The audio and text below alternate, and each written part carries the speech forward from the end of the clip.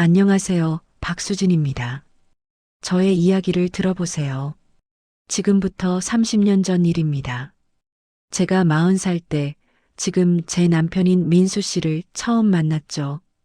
그때 저는 서울대학교 병원 신경외과 교수였어요. 매일 수술실과 연구실을 오가며 바쁘게 살았습니다. 주변에서는 능력 있고 성공한 여자라고 했지만 늘 뭔가 허전했어요. 그러던 어느 날 병원 복도에서 민수 씨를 만났죠. 그분은 제가 수술한 환자의 가족이었어요. 어머니가 뇌종양 수술을 받으셨는데 민수 씨는 매일 병원에 와서 어머니를 돌보셨습니다. 그 모습이 참 인상 깊었어요. 효자시더라고요. 우리는 자연스럽게 가까워졌고 6개월 후 결혼을 결심했습니다. 상견례 날을 잊을 수가 없어요. 서울 시내 한 고급 한정식집이었죠. 시어머니 되실 정옥자 여사님이 입장하시는 걸 보고 저는 안도했습니다. 정말 우아하셨거든요. 한복 자락이 곱게 펼쳐지고 말씨도 차분하고 교양 있어 보였어요. 제 친정 언니 영희 언니도 괜찮은 분 같은데? 라며 귀띔해줬습니다. 식사가 시작되고 얼마 지나지 않아서였어요. 시어머니께서 갑자기 눈물을 글썽이시며 말씀하셨습니다. 수진 씨, 저는 종갓집 며느리로 시집을 왔어요. 시집살이가 정말 혹독했답니다. 그런데 말이에요.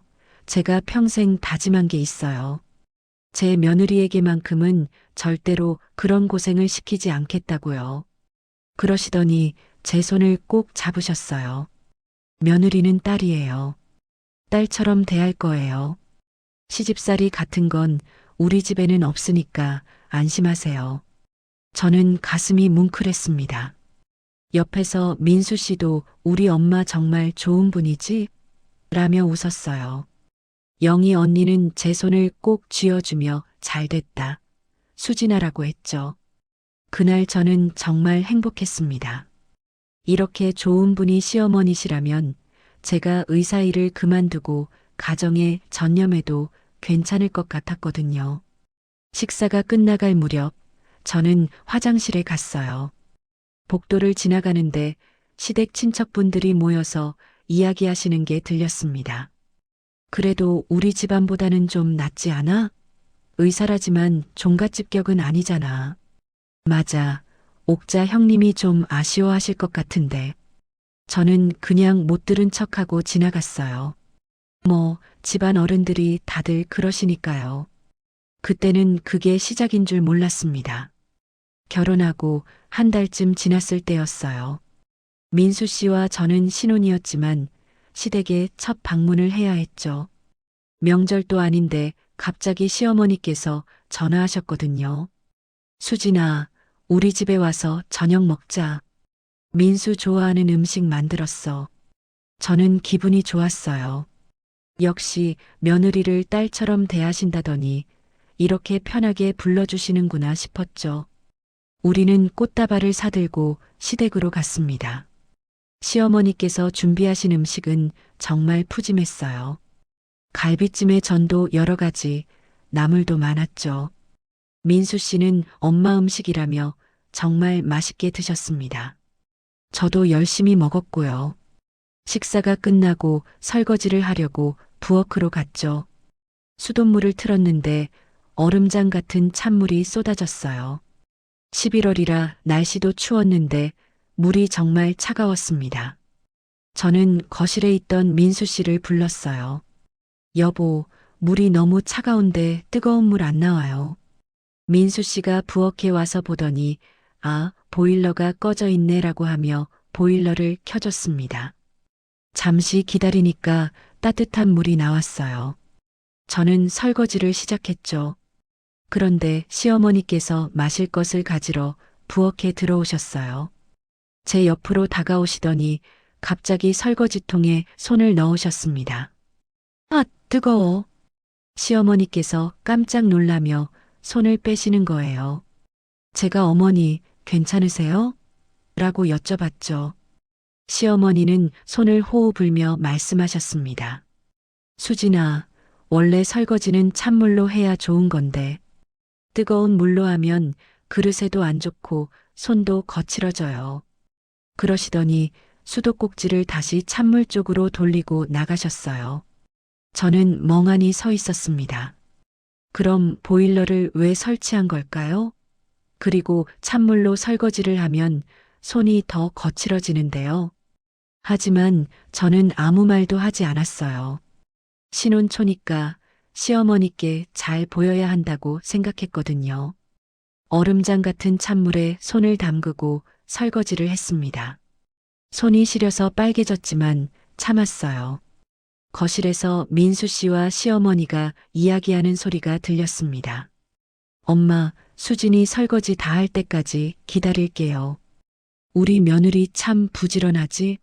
찬물로 설거지하라는 것도 순순히 따르고 역시 교양 있는 집안 딸이야. 저는 그 말을 들으며 웃어야 할지 울어야 할지 모르겠더라고요. 그냥 이게 시집살이구나. 이 정도면 견딜만 하다고 생각했습니다. 그때는 이게 시작인 줄 몰랐어요. 결혼하고 첫 번째 맞는 제 생일이었어요. 민수 씨가 일주일 전부터 생일에 뭐 하고 싶어? 라고 물어봤죠. 저는 그냥 둘이 조용히 외식하면 좋겠어라고 했습니다. 민수 씨는 제가 좋아하는 호텔 뷔페를 예약해줬어요. 생일 이틀 전이었어요. 시어머니한테서 전화가 왔습니다. 수진아, 생일 축하한다. 내가 직접 축하해주고 싶은데 괜찮겠니? 저는 기뻤어요. 역시 저를 딸처럼 생각하시는구나 싶었죠. 어머니, 감사합니다. 저희 뷔페 가기로 했는데 어머니도 같이 가시면 좋죠. 그래. 그럼 나도 같이 가도 되겠니? 물론이죠. 자리 하나 더 예약할게요. 전화를 끊고 민수 씨한테 말했어요. 민수 씨도 우리 엄마가 당신한테 잘해주네라며 좋아했습니다. 저는 호텔에 전화해서 2명에서 3명으로 변경했죠. 생일 당일이었어요. 저는 새로 산 원피스를 입고 민수 씨와 함께 시댁으로 시어머니를 모시러 갔습니다. 그런데 현관문을 열고 들어가는데 시어머니 표정이 좀 이상하셨어요. 어머니, 준비 다 되셨어요? 출발할까요? 수진아, 나는 안 가는 게 좋을 것 같아. 너희 둘이 가렴. 네. 왜요? 제가 어머니 모시려고 자리 예약까지 했는데요. 아니야, 괜찮아. 내가 갑자기 몸이 좀 안 좋아서 너희 둘이 즐겁게 다녀와. 저는 실망했지만 어쩔 수 없었어요. 몸이 안 좋으시다는데 억지로 모시고 갈 수는 없잖아요. 우리는 시댁을 나와 호텔로 갔습니다. 뷔페는 정말 좋았어요. 음식도 맛있고 민수 씨도 열심히 저를 챙겨줬죠. 그런데 식사 중에 민수 씨 핸드폰으로 전화가 왔어요. 엄마였습니다. 민수 씨가 전화를 받더니 얼굴이 굳어지더라고요. 응, 알았어, 엄마. 나중에 이야기하자. 전화를 끊고 민수 씨가 저한테 물었어요. 당신, 우리 엄마한테 왜 그랬어? 네. 무슨 말이에요? 엄마가 생일 식사에 함께 가고 싶다고 하니까 기분 나쁜 티를 팍팍 내면서 식당에 갈 거니까 안 왔으면 좋겠어요라고 했다며? 엄마가 진짜 섭섭해 하셨어. 저는 순간 말문이 막혔습니다. 제가 언제 그런 말을 했나요? 오히려 제가 모시려고 했는데요. 여보, 그게 아니라 제가. 당신 우리 엄마한테 왜 그래? 엄마가 얼마나 당신 생각해 주는데. 민수 씨는 화가 난 것 같았어요. 저는 더 이상 변명하지 않았습니다. 뭐라고 설명해도 소용없을 것 같았거든요. 그냥 죄송해요라고 했죠. 그날 생일은 그렇게 끝났어요. 집에 돌아와서도 민수 씨는 저한테 말을 안 했습니다. 저는 침대에 누워서 생각했어요. 시어머니께서 왜 그러신 걸까? 정말 제가 뭘 잘못한 걸까? 억지로라도 함께 가자고 했어야 했나? 이런저런 생각이 계속 들었어요. 하지만 답은 나오지 않았습니다. 그냥 앞으로 더 조심해야겠다고 다짐했죠. 어머니는 신혼 때부터 수시로 저희 집에 오셨어요. 미리 연락하시는 경우는 거의 없었습니다. 그냥 갑자기 초인종을 누르시고 오셨죠. 수진아, 나왔어. 어머니, 웬일로 오셨어요? 며느리 집에 시어머니가 오는데 이유가 필요해? 처음엔 그냥 반가운 마음으로 모셨어요. 그런데 점점 달라졌습니다. 수진아, 나 오늘 점심 안 먹었어. 뭐 좀 해줘. 네, 어머니. 뭐 드시고 싶으세요? 글쎄, 뭐 있어? 냉장고 좀 볼까? 시어머니는 냉장고를 열어보시고는 한숨을 쉬셨어요. 이게 뭐야? 반찬이 이것밖에 없어? 며느리가 이렇게 살림을 하면 어떡해? 죄송해요, 어머니. 제가 장을 못 봤어요. 장을 못 봤다고? 그럼 남편은 뭘 먹고 살아? 저는 당황했어요. 민수 씨는 집에서 잘 먹고 있었는데 말이죠. 어머니, 민수 씨는 잘 먹고 있어요. 그래. 그럼 내 점심이라도 제대로 차려봐. 된장찌개랑 생선구이 해줘. 네, 어머니. 저는 급하게 음식을 준비했습니다. 생선을 굽고 된장찌개를 끓이고 나물도 여러 가지 무쳤어요. 1시간 반이 걸렸습니다. 시어머니는 상을 받으시고는 이것저것 지적하셨어요. 이 생선은 좀 짜네. 간을 약하게 해야지. 된장찌개는 좀 싱거운데 된장을 더 넣어야 해. 이 나물은 참기름이 부족해. 더 넣어. 저는 네, 어머니. 다음엔 그렇게 할게요라고만 했습니다. 식사가 끝나고 시어머니는 집안을 둘러보셨어요. 수진아, 창문에 먼지가 있네. 청소 제대로 했어? 네, 어머니. 이틀 전에 했는데. 이틀 전에 했으면 벌써 다시 해야지. 청소는 매일 하는 거야. 네, 어머니. 욕실도 좀 봐. 물때가 있잖아. 제가 지금 닦을게요. 그래, 지금 당장 해. 어머니가 볼게. 저는 청소 도구를 들고 욕실을 닦았어요.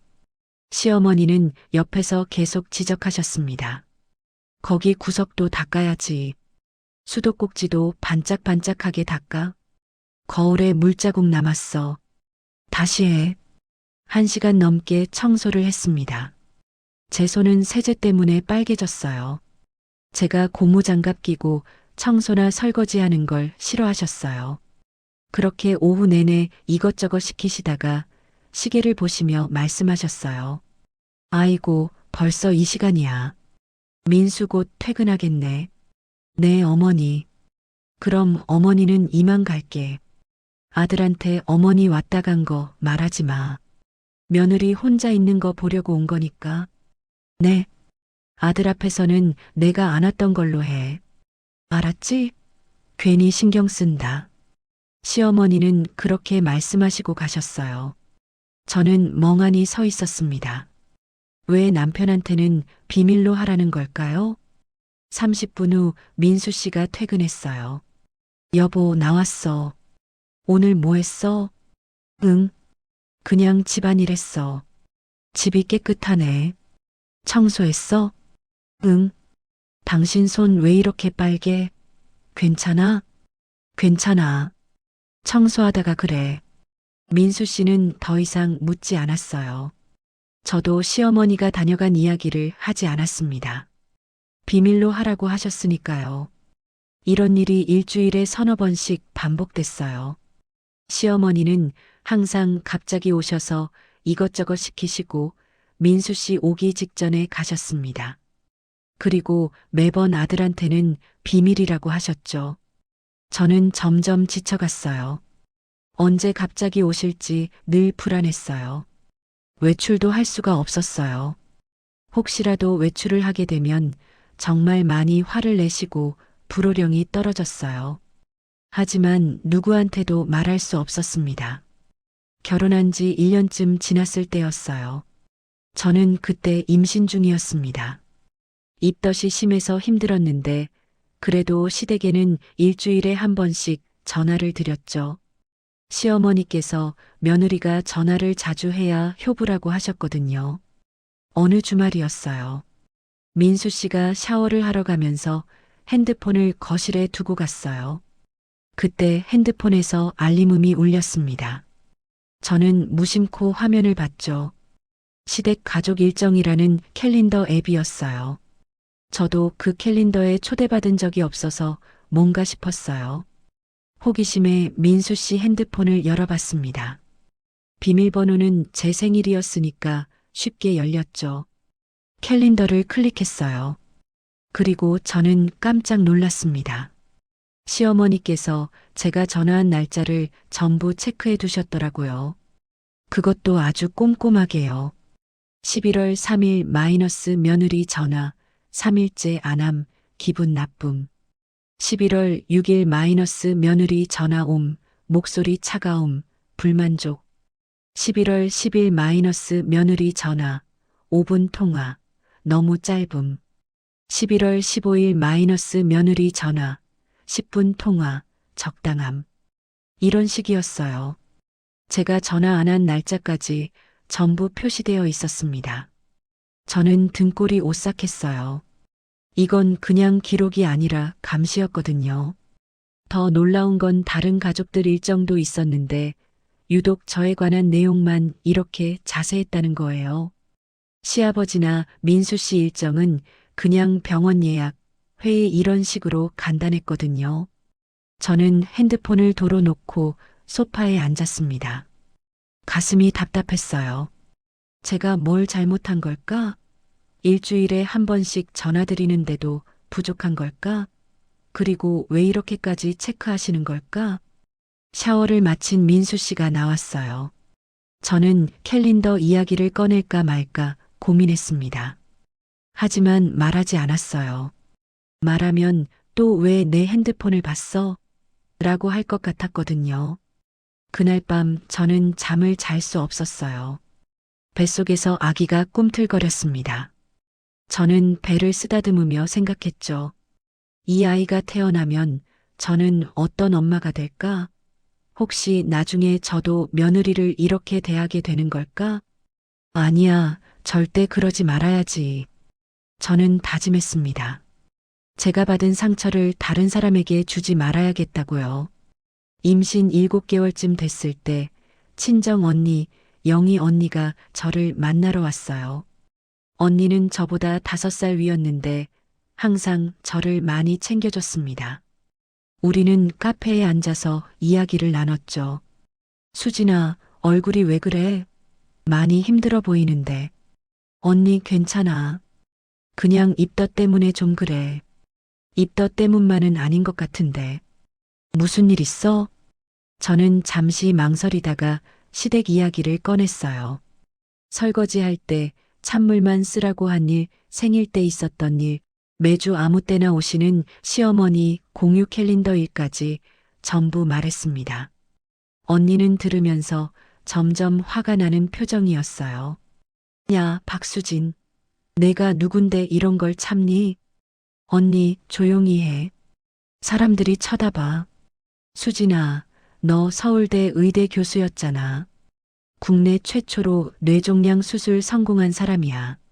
내가 얼마나 대단한 사람인데 왜 이런 걸 참아?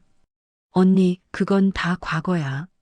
지금 난 그냥 민수 씨 아내고 곧 아기 엄마가 될 사람이야. 그래도 그렇지. 이건 너무한 거 아냐? 당장 시어머니한테 내 과거를 밝히고 당당하게. 안 돼. 저는 언니 말을 끊었어요. 목소리가 좀 커져서 주변 사람들이 쳐다봤습니다. 저는 목소리를 낮춰서 말했죠. 언니, 나는 그러고 싶지 않아. 민수 씨는 그냥 평범한 주부를 원했어. 커리어 우먼이 아니라 따뜻한 가정을 만들어줄 아내를 원했다고.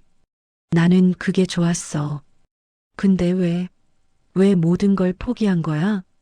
사랑하는 사람 때문에 참는 거야, 언니. 민수 씨는 정말 착한 사람이야. 정말 착한 효자야. 그리고 나한테 정말 잘해줘. 나는 이 사람과 평범하게 살고 싶었어. 언니는 한숨을 쉬었습니다. 수진아, 너 나중에 후회 안 해? 안 해. 이게 내 선택이니까. 그때 옆 테이블에 앉아있던 중년 부부가 저를 흘끔 쳐다보더라고요. 남자분이 여자분한테 뭐라고 귀속말을 하는 게 보였어요. 저 사람 어디서 많이 본 것 같은데. TV에 나왔었나? 나도 그런 것 같아. 얼굴이 낯익어. 저는 고개를 숙였습니다. 가끔 이렇게 저를 알아보는 사람들이 있었어요. 예전에 의학 프로그램에 나가거나 신문에 난 적이 있었거든요. 하지만 저는 그냥 모른 척 했습니다. 언니가 제 손을 잡았어요. 수진아, 언니는 내가 행복했으면 좋겠어. 근데 너무 참기만 하지는 마. 알았지? 응, 언니. 고마워. 카페를 나오면서 저는 생각했어요. 언니 말이 맞을지도 몰라. 하지만 저는 이미 선택했습니다. 의사 박수진이 아니라 주부 박수진으로 살기로요. 그게 제가 사랑하는 사람과 함께 사는 길이니까요. 딸 지연이가 태어나고 석 달쯤 지났을 때였어요. 저는 육아로 정신이 없었습니다. 밤에도 두세 시간마다 깨서 수유를 해야 했고, 낮에는 빨래에 청소에 정말 바빴죠. 그런데 시어머니께서는 매일 전화하셨어요. 여전히 아무 때나 방문하셔서 밥을 달라고 했어요. 수진아, 지연이 잘 크고 있니? 내가 가서 도와줄까? 아니에요, 어머니. 저 혼자 할 수 있어요. 그래. 근데 민수한테 밥은 제대로 챙겨주고 있어? 네, 물론이죠. 수진아, 남편 밥이 제일 중요한 거야. 아기 때문에 남편 소홀히 하면 안 돼. 전화를 끊고 나면 저는 한숨이 나왔어요. 제가 지금 뭘 소홀히 하고 있는 건지 모르겠더라고요. 아기도 돌보고 남편 밥도 챙기고 집안일도 하는데 어머니까지 불쑥불쑥 오셔서 밥 달라고 하시고 뭘 더 하라는 건지요. 그러던 어느 날 시어머니께서 갑자기 또 우리 집에 오셨어요. 초인종을 누르시길래 문을 열었는데 손에 반찬통을 한가득 들고 계셨습니다. 어머니, 오셨어요? 수진아, 너 애 키우느라 힘들 것 같아서 어머니가 반찬 좀 만들어 왔어. 감사합니다, 어머니. 시어머니는 부엌에 반찬을 놓으시더니 집안을 둘러보셨어요. 그리고 거실 소파에 앉으시며 말씀하셨습니다. 수진아, 집이 좀 어수선하네. 청소는 했어? 네, 어머니. 아침에 했는데. 아기 키운다고 집안 관리를 소홀히 하면 안 돼. 남자들은 집이 지저분한 거 싫어해.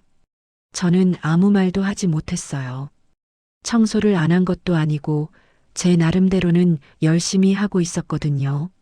시어머니는 주방으로 가시더니 냉장고를 열어보셨습니다. 수진아, 이게 뭐야? 반찬이 이것밖에 없어? 어머니, 제가 아기 보느라. 수진아, 결혼하면 남편 밥상 차리는 게 제일 중요한 거야. 내가 며느리 교육을 제대로 못 시킨 것 같네. 그날 저녁 민수 씨가 퇴근했어요. 저는 시어머니가 다녀가신 이야기를 꺼냈습니다. 여보, 오늘 어머니가 다녀가셨는데 집이 어수선하다고. 엄마가 뭐래? 집 청소를 더 잘하고 반찬도 더 많이 만들어 놓으라고. 민수 씨는 한숨을 쉬었어요. 당신 엄마 말씀 좀 들어줘. 엄마가 원래 좀 그래. 그냥 당신 잘 되라고 그러시는 거야. 근데 여보, 저도 나름대로 열심히 하고 있는데 엄마가 힘들게 사셨어. 종갓집 며느리로 시집와서 온갖 고생 다 하셨다고. 그래서 며느리한테 좀 엄격하실 수 있어. 이해해줘. 저는 더 이상 말하지 않았습니다. 무슨 말을 해도 민수 씨는 엄마 편이었거든요. 그날 밤 지연이를 재우고 나서 저는 거실에 혼자 앉아 있었어요. 내가 뭘 잘못한 걸까? 그 생각만 계속 들었습니다. 저는 더 완벽한 며느리가 되어야겠다고 다짐했죠. 그래야 민수 씨도 행복하고 시어머니도 만족하실 테니까요. 저만 노력하면 집안이 평안할 수 있어요. 결혼 3년 차가 됐을 때 추석 전날이었어요. 시댁에 큰 모임이 있었습니다. 큰 집, 작은 집, 사촌들까지 친척 20명 넘게 모였어요. 저는 아침부터 시댁에 가서 명절 음식을 준비했습니다. 전도 부치고 나물도 무치고 갈비찜도 만들었죠. 다른 집 며느리들도 와서 도왔지만 제가 제일 많이 했어요. 오후가 되자 친척들이 하나둘 모이기 시작했습니다. 거실은 사람들로 가득 찼고 저는 부엌에서 계속 음식을 내오고 있었어요. 시어머니께서 거실에서 큰 목소리로 말씀하셨습니다. 우리 며느리는 말이죠. 요즘 애들 같지가 않아요. 친척들이 웃으며 맞장구를 쳤어요. 어머, 그래요? 네, 시키지도 않았는데 다 알아서 해요. 제가 참 복이 많죠? 와, 요즘 그런 며느리 드물지. 시어머니 복 받으셨네요. 저는 부엌에서 그 소리를 들으며 웃었습니다. 칭찬을 받으니 기분이 좋았거든요. 전을 한 접시 더 부쳐서 거실로 가져갔어요. 여기 전 나왔어요. 아이고, 수진이 수고했어. 다들 우리 며느리가 부친 전 드세요. 친척들이 박수를 쳤습니다.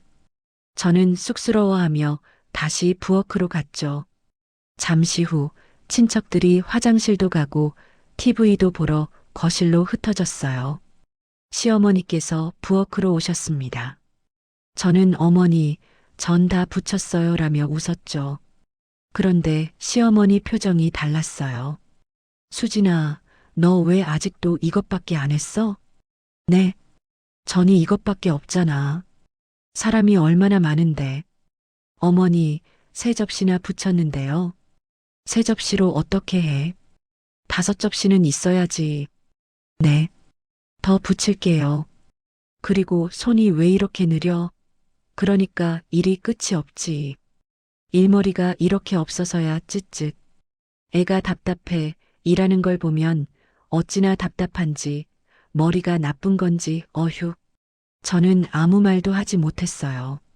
조금 전 거실에서 칭찬하시던 분과 같은 분인가 싶었거든요.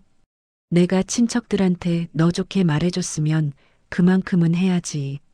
네, 어머니. 시어머니는 그렇게 말씀하시고 다시 거실로 가셨어요. 저는 다시 전을 부치기 시작했습니다. 방금 전 칭찬이 무색하게 제 손은 계속 움직여야 했어요. 1시간쯤 지나서 저는 잠깐 쉬려고 거실로 나갔습니다. 너무 더워서 허리도 좀 펴고 싶었거든요. 시어머니께서 저를 보시더니 웃으시며 말씀하셨어요. 아이고, 저러다 병나겠네. 쉬엄쉬엄 너도 좀 쉬어라. 친척들이 저를 쳐다봤어요. 그래도 우리 며느리는 힘들다는 소리 안 해서 예뻐요. 친척들이 웃었습니다. 칭찬처럼 들렸지만 저는 뭔가 이상했어요. 쉬려고 나왔는데 오히려 쉬면 안 될 것 같은 분위기였거든요. 어머니, 그럼 제가 다시 들어가서. 그래, 수진아. 과일도 좀 깎아야지. 저는 다시 부엌으로 들어갔어요. 쉴 틈이 없었습니다. 조금 있다가 큰집 어머니께서 부엌에 오셨어요. 수진 씨, 이 정도면 혼자 다 하네? 아니에요, 큰어머니. 괜찮아요. 그때 시어머니께서도 부엌으로 오셨습니다. 그러니까요. 제가 손도 안 댔어요. 요즘 며느리들하고는 달라요. 큰어머니는 저를 보며 고개를 끄덕이셨어요. 시어머니는 제게 눈짓을 하셨습니다. 수진아, 국간 좀 봐라. 네, 어머니. 그리고 후식으로 과일 내올 건데 내가 예쁘게 깎아야지. 네. 친척들이 하나둘 부엌을 나가고 저는 혼자 남았습니다. 거실에서는 웃음소리가 들렸어요. 시어머니께서 또 무슨 재미있는 이야기를 하시나 봐요. 저는 과일을 깎으면서 생각했어요. 나는 지금 뭘 하고 있는 걸까?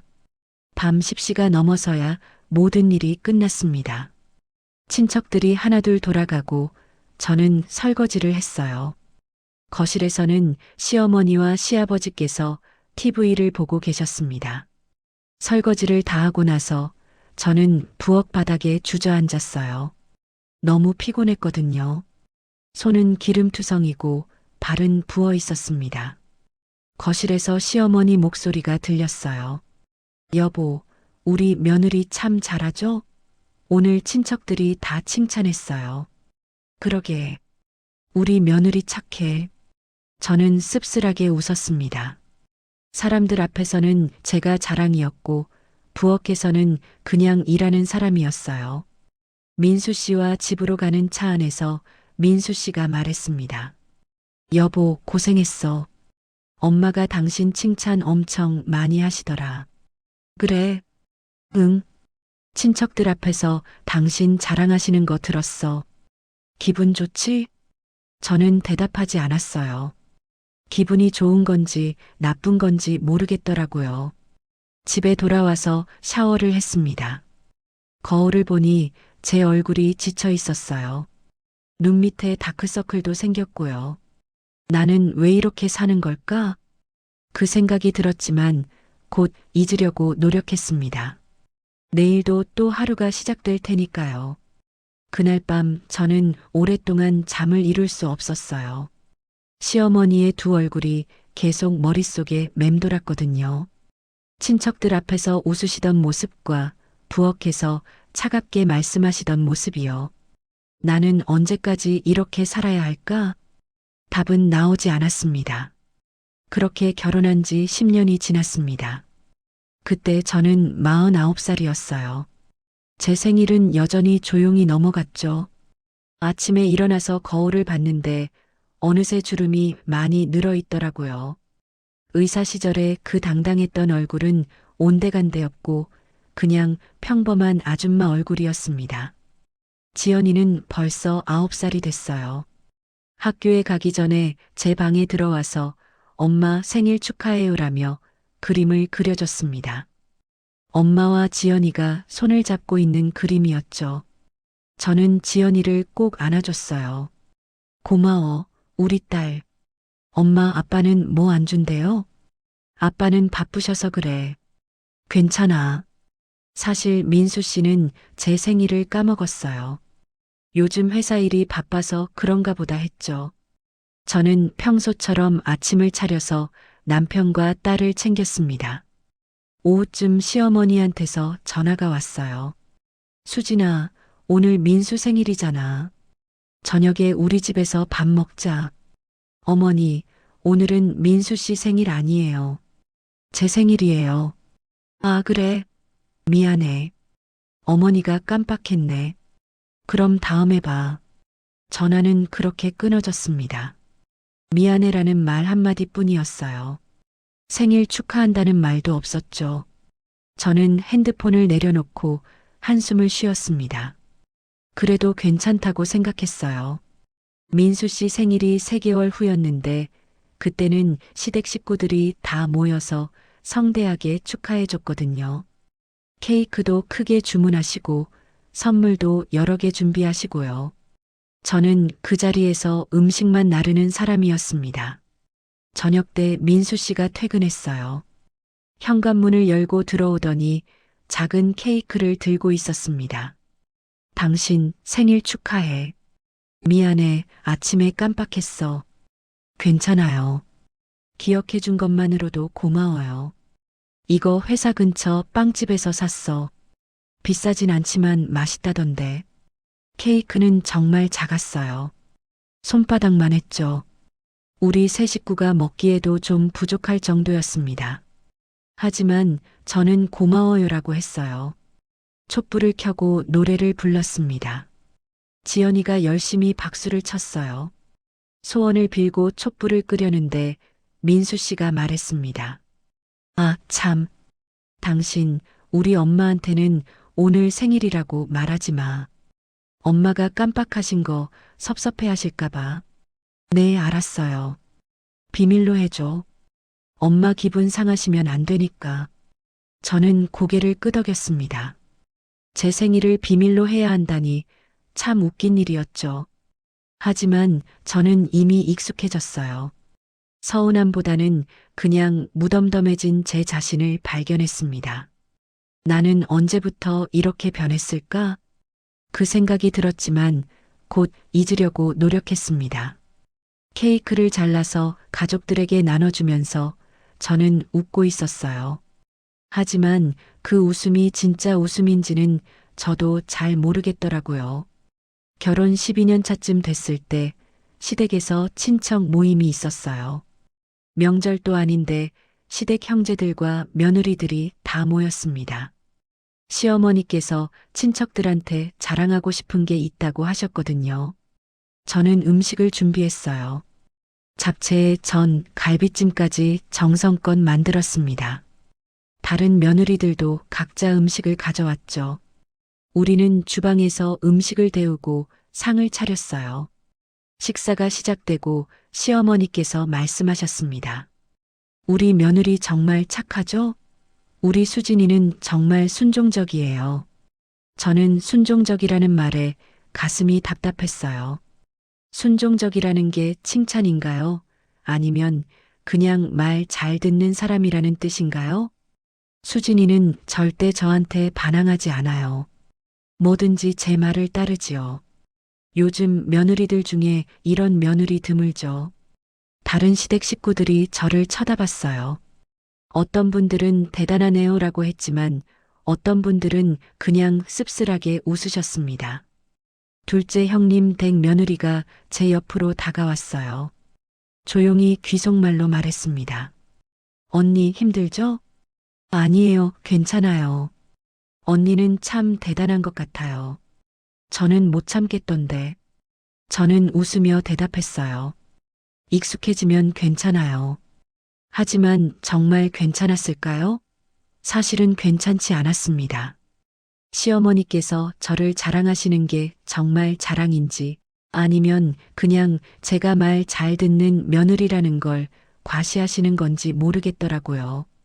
앞으로도 그렇게 말 잘 들으라고 하시는 것만 같아요. 식사가 끝나고 설거지를 했어요. 여러 며느리들이 같이 했지만 저만 유독 찬물로 했습니다. 시어머니께서 수진이는 찬물로 설거지하는 게 시원하고 좋다고 하더라고 내가 손 상한다고 그렇게 말렸는데 라고 하셨거든요. 다른 며느리들이 따뜻한 물로 설거지하는 걸 보면서 저는 제 빨간 손을 바라봤어요. 찬물에 익숙해진 손이었습니다. 12년 동안 찬물로만 설거지를 해서 손이 거칠어졌죠. 나는 왜 이러고 있는 걸까? 그 생각이 들었지만 저는 그냥 설거지를 계속했습니다. 다른 며느리 한 분이 제 손을 보더니 언니 손 좀 보세요.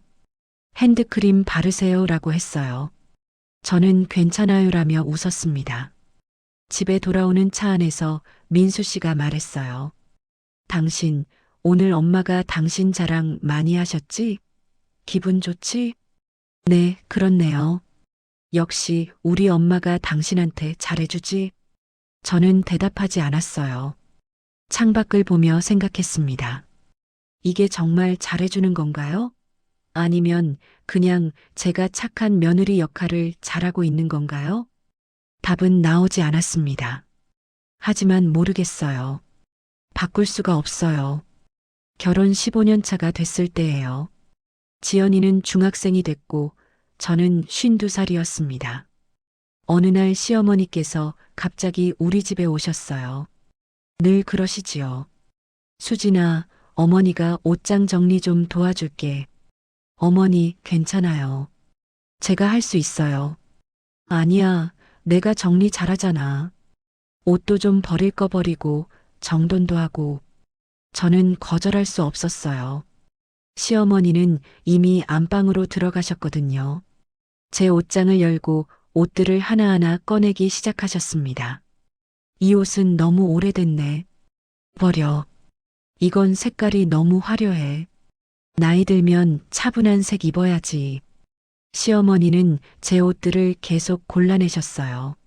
저는 옆에서 그냥 지켜보고 있었습니다.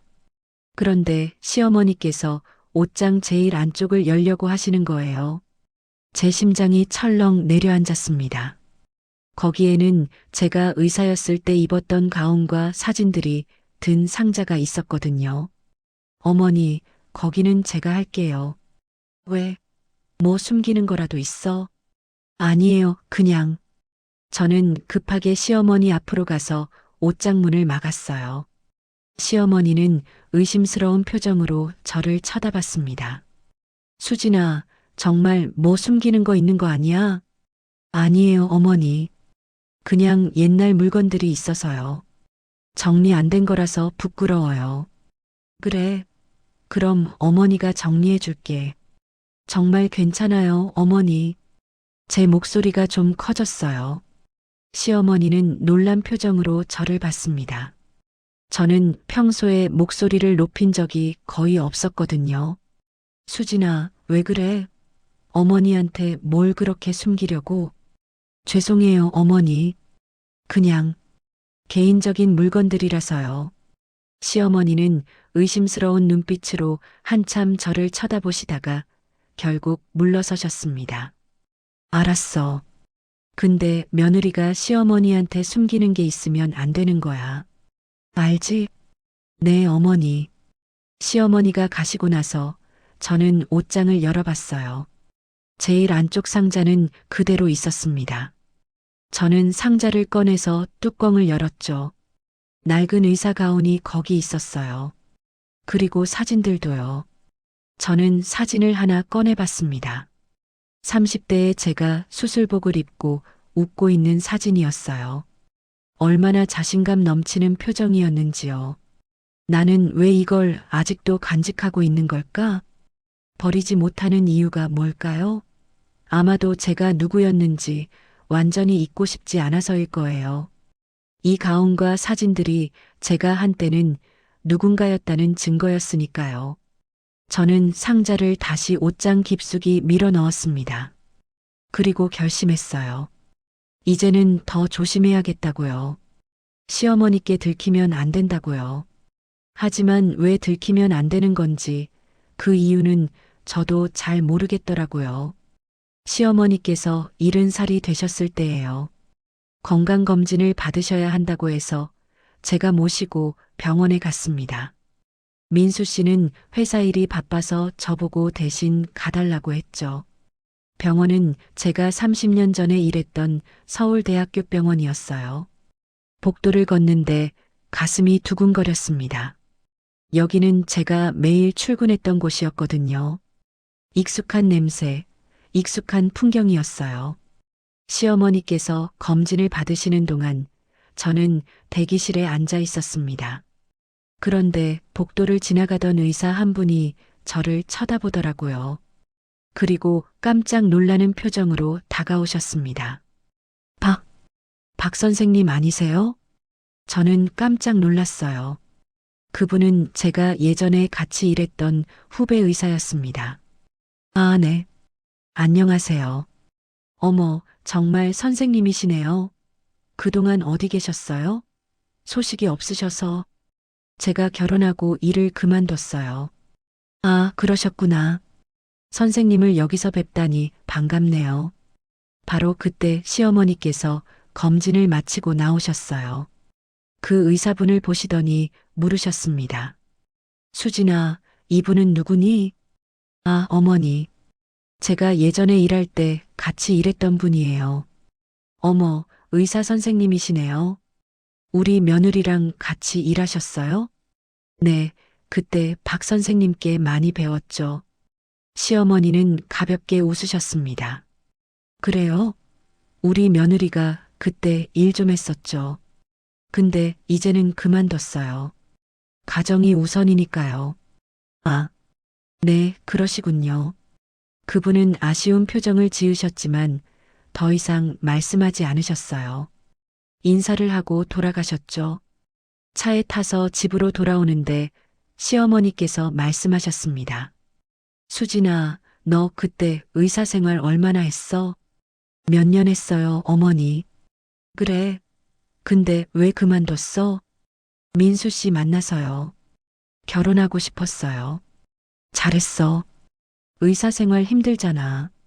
그것보다는 가정을 돌보는 게 훨씬 낫지. 저는 아무 말도 하지 않았어요. 시어머니는 제가 얼마나 오래, 얼마나 대단하게 일했는지 전혀 모르셨으니까요. 근데 수진아, 너 의사였으면 돈 좀 벌었을 텐데. 결혼할 때 왜 그런 말 안 했어? 별로. 오래 일한 것도 아니어서요. 그래도 의사면 좀 벌었을 거 아냐? 혹시 빚이라도 있어서 숨긴 거 아니지? 아니에요, 어머니. 그런 거 없어요. 시어머니는 의심스러운 눈으로 저를 보셨어요. 제가 뭔가 숨기고 있다고 생각하시는 것 같았습니다. 집에 도착해서도 시어머니는 계속 물으셨어요. 수진아, 너 정말 의사 몇 년만 한 거야? 네, 어머니. 근데 왜 그 사람이 너한테 배웠다고 해? 몇 년밖에 안 했는데? 제가 나이가 좀 있어서요. 후배들한테는 선배였죠. 흠. 시어머니는 뭔가 계속 의심하시는 것 같았지만 더 이상 묻지 않으셨어요. 그날 저녁 저는 혼자 생각했습니다. 그때의 제가 그립다는 그런 생각, 하지만 그냥 평범한 주부로 살고 싶었습니다. 기존 내용과 동일 마이너스 수정 불필요. 이 마이너스 육신 시어머니의 과거 수정. 지연이가 의대 입시를 준비하던 해였어요. 저는 시장에서 장을 보다가 낯익은 얼굴을 봤습니다. 시어머니의 옛 친구분이었어요. 어머, 수진 씨 아니세요? 아, 네. 안녕하세요. 오래간만이에요. 시어머님은 잘 계시죠? 네, 건강하세요. 우리는 근처 카페에 앉아서 이야기를 나눴어요. 그분은 시어머니와 어릴 때부터 친구였다고 했습니다. 옥자 언니는 참 고생 많이 하셨어요. 네, 들었어요. 시집살이 힘드셨다고. 그분이 갑자기 웃으셨어요. 시집살이요? 옥자 언니는 시집살이 거의 안 했어요. 시어머니가 워낙 너그러운 분이셔서요. 네. 옥자 언니는 시집살이는 안 했어요. 오히려 편하게 지냈죠. 근데 콤플렉스는 좀 있었어요. 콤플렉스요? 네. 옥자 언니는 고졸이거든요. 그런데 주변에 대학 나온 사람들이 많으니까 자꾸 주눅드는 거예요. 저는 고개를 끄덕였습니다.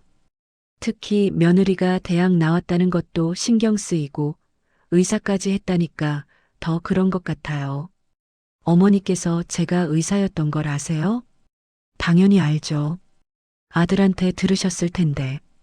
근데 옥자 언니가 좀 속으로는 질투하는 것 같더라고요. 질투요? 네. 자기는 고졸인데 며느리는 의사였으니까.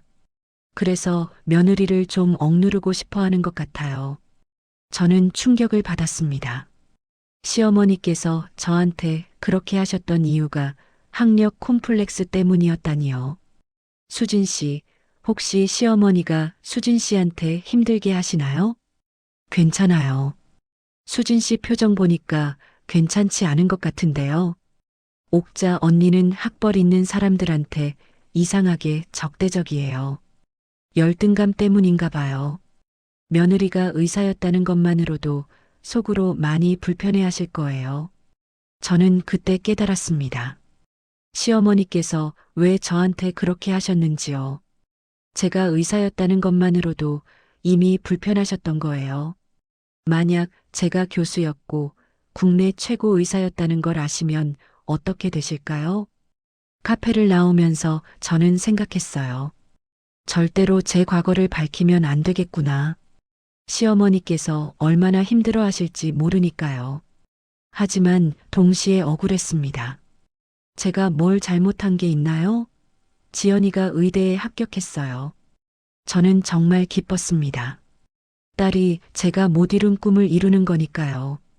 하지만 기쁨도 잠시 문제가 생겼어요. 민수 씨 회사가 구조조정에 들어간 거예요. 민수 씨는 매일 밤 늦게 들어와서 한숨만 쉬었습니다. 여보, 괜찮아요? 응. 회사가 어려워. 나도 잘릴 수 있대. 그럼 어떡해요? 모르겠어. 나이도 이제 많은데 다른 데 가기도 힘들고 민수 씨는 스트레스로 많이 힘들어했어요. 술도 자주 마시고 밤에 잠도 못 자더라고요. 저는 남편이 걱정됐습니다. 더 큰 문제는 지연이 학비였어요. 의대는 학비가 비쌌거든요. 민수 씨가 만약 직장을 잃으면 학비를 어떻게 마련할까요? 저는 밤마다 고민했어요. 그리고 결심했습니다. 제가 나서야겠다고요. 다음 날 저는 오래간만에 예전 인맥에 전화를 걸었어요. 서울대 병원에서 같이 일했던 선배 의사님이었습니다. 선배님, 오래간만입니다. 박수진입니다. 수진아, 자네 그동안 어디 있었나? 소식이 없더라고. 죄송해요, 선배님.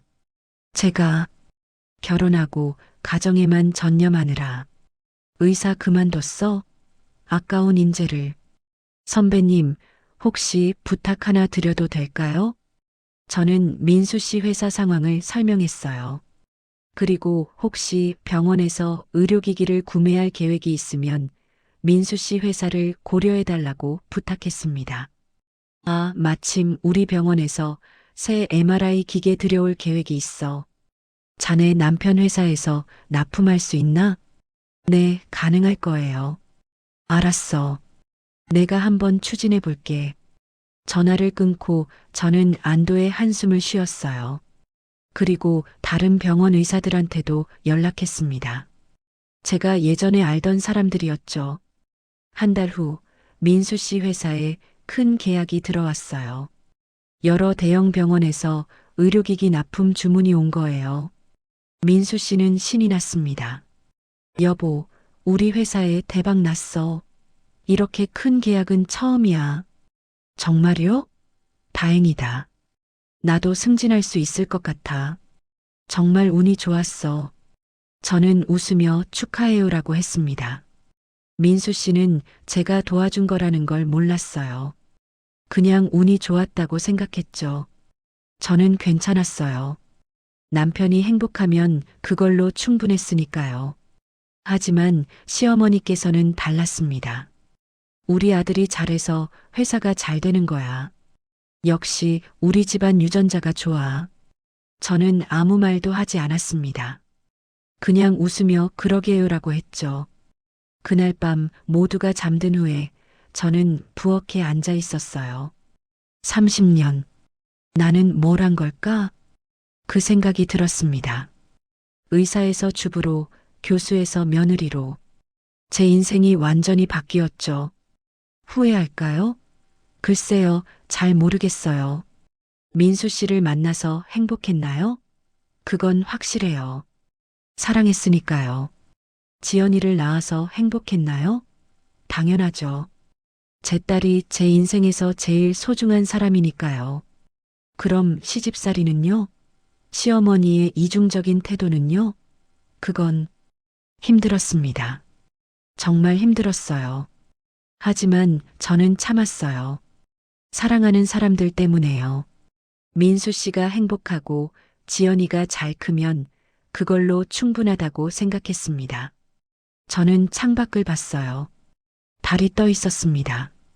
밝은 달빛이 부엌을 비추고 있었죠. 조금만 더 참자. 지연이가 의사 되면 그때는 내가 조금 숨통이 트일까? 저는 그렇게 스스로를 위로했어요. 하지만 마음 한구석에서는 다른 생각도 들었습니다. 이대로 평생 가는 건 아니겠지? 언젠가는 달라질 거라고, 언젠가는 제가 제 목소리를 낼 수 있을 거라고 믿었어요. 하지만 그게 언제일지는 몰랐습니다. 저는 고무장갑을 다시 제자리에 놓았어요. 그리고 혼자 중얼거렸습니다. 조금만 더 참자. 하지만 제 안에서 뭔가가 조금씩 변하고 있었어요. 인내심의 한계에 다가가고 있었던 거죠. 저도 모르게요. 저는 그날 밤 달을 보며 생각했습니다. 언젠가는 내가 나로 살 수 있겠지? 지연이가 의대에 입학하고 한 달쯤 지났을 때였어요. 저는 밤늦게 오랜만에 핸드폰을 꺼냈습니다. 전화번호부를 뒤적이다가 한 이름 앞에서 멈췄어요. 박 교수님이었죠. 제 은사님이셨어요. 30년 가까이 연락을 안 했습니다. 하지만 딸이 의사가 되려고 하는데 제가 도와줄 수 있지 않을까 싶었거든요. 손이 떨렸어요. 용기를 내서 통화 버튼을 눌렀습니다. 여보세요? 교수님, 오래간만입니다.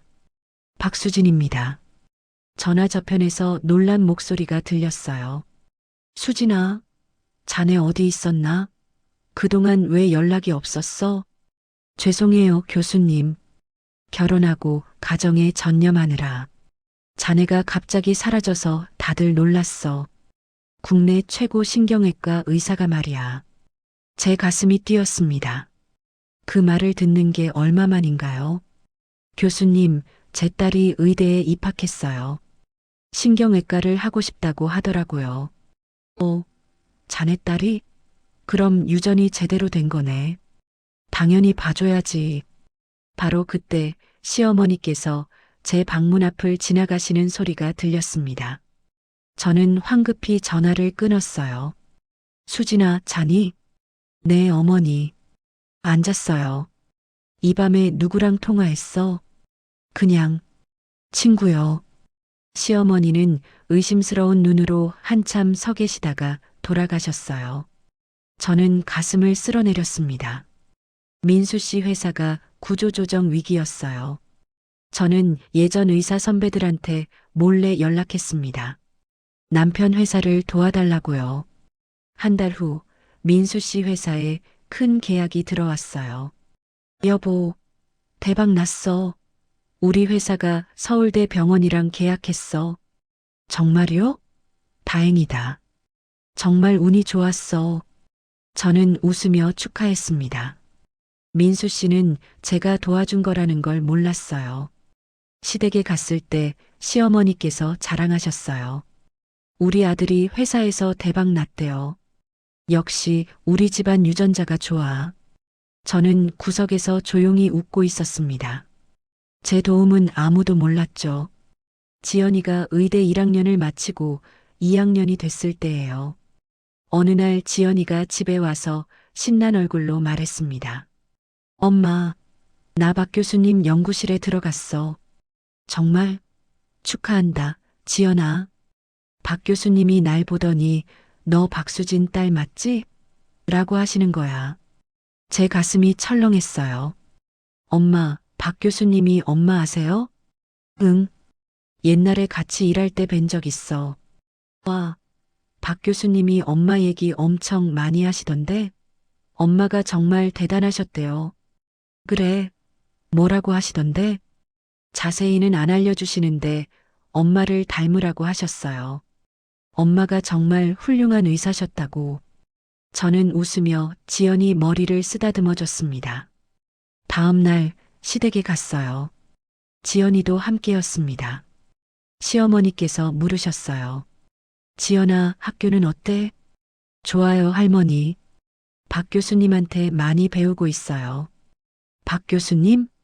네, 엄마 아시는 분이에요. 엄마 얘기 많이 하세요. 시어머니 얼굴이 굳어졌어요. 엄마 얘기? 네, 엄마가 정말 대단한 사람이었다고 하세요. 시어머니께서 저를 쳐다보셨어요.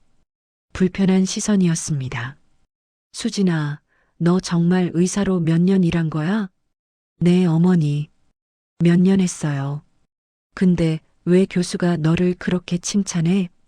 저는 대답하지 못했어요. 지연이가 끼어들었습니다.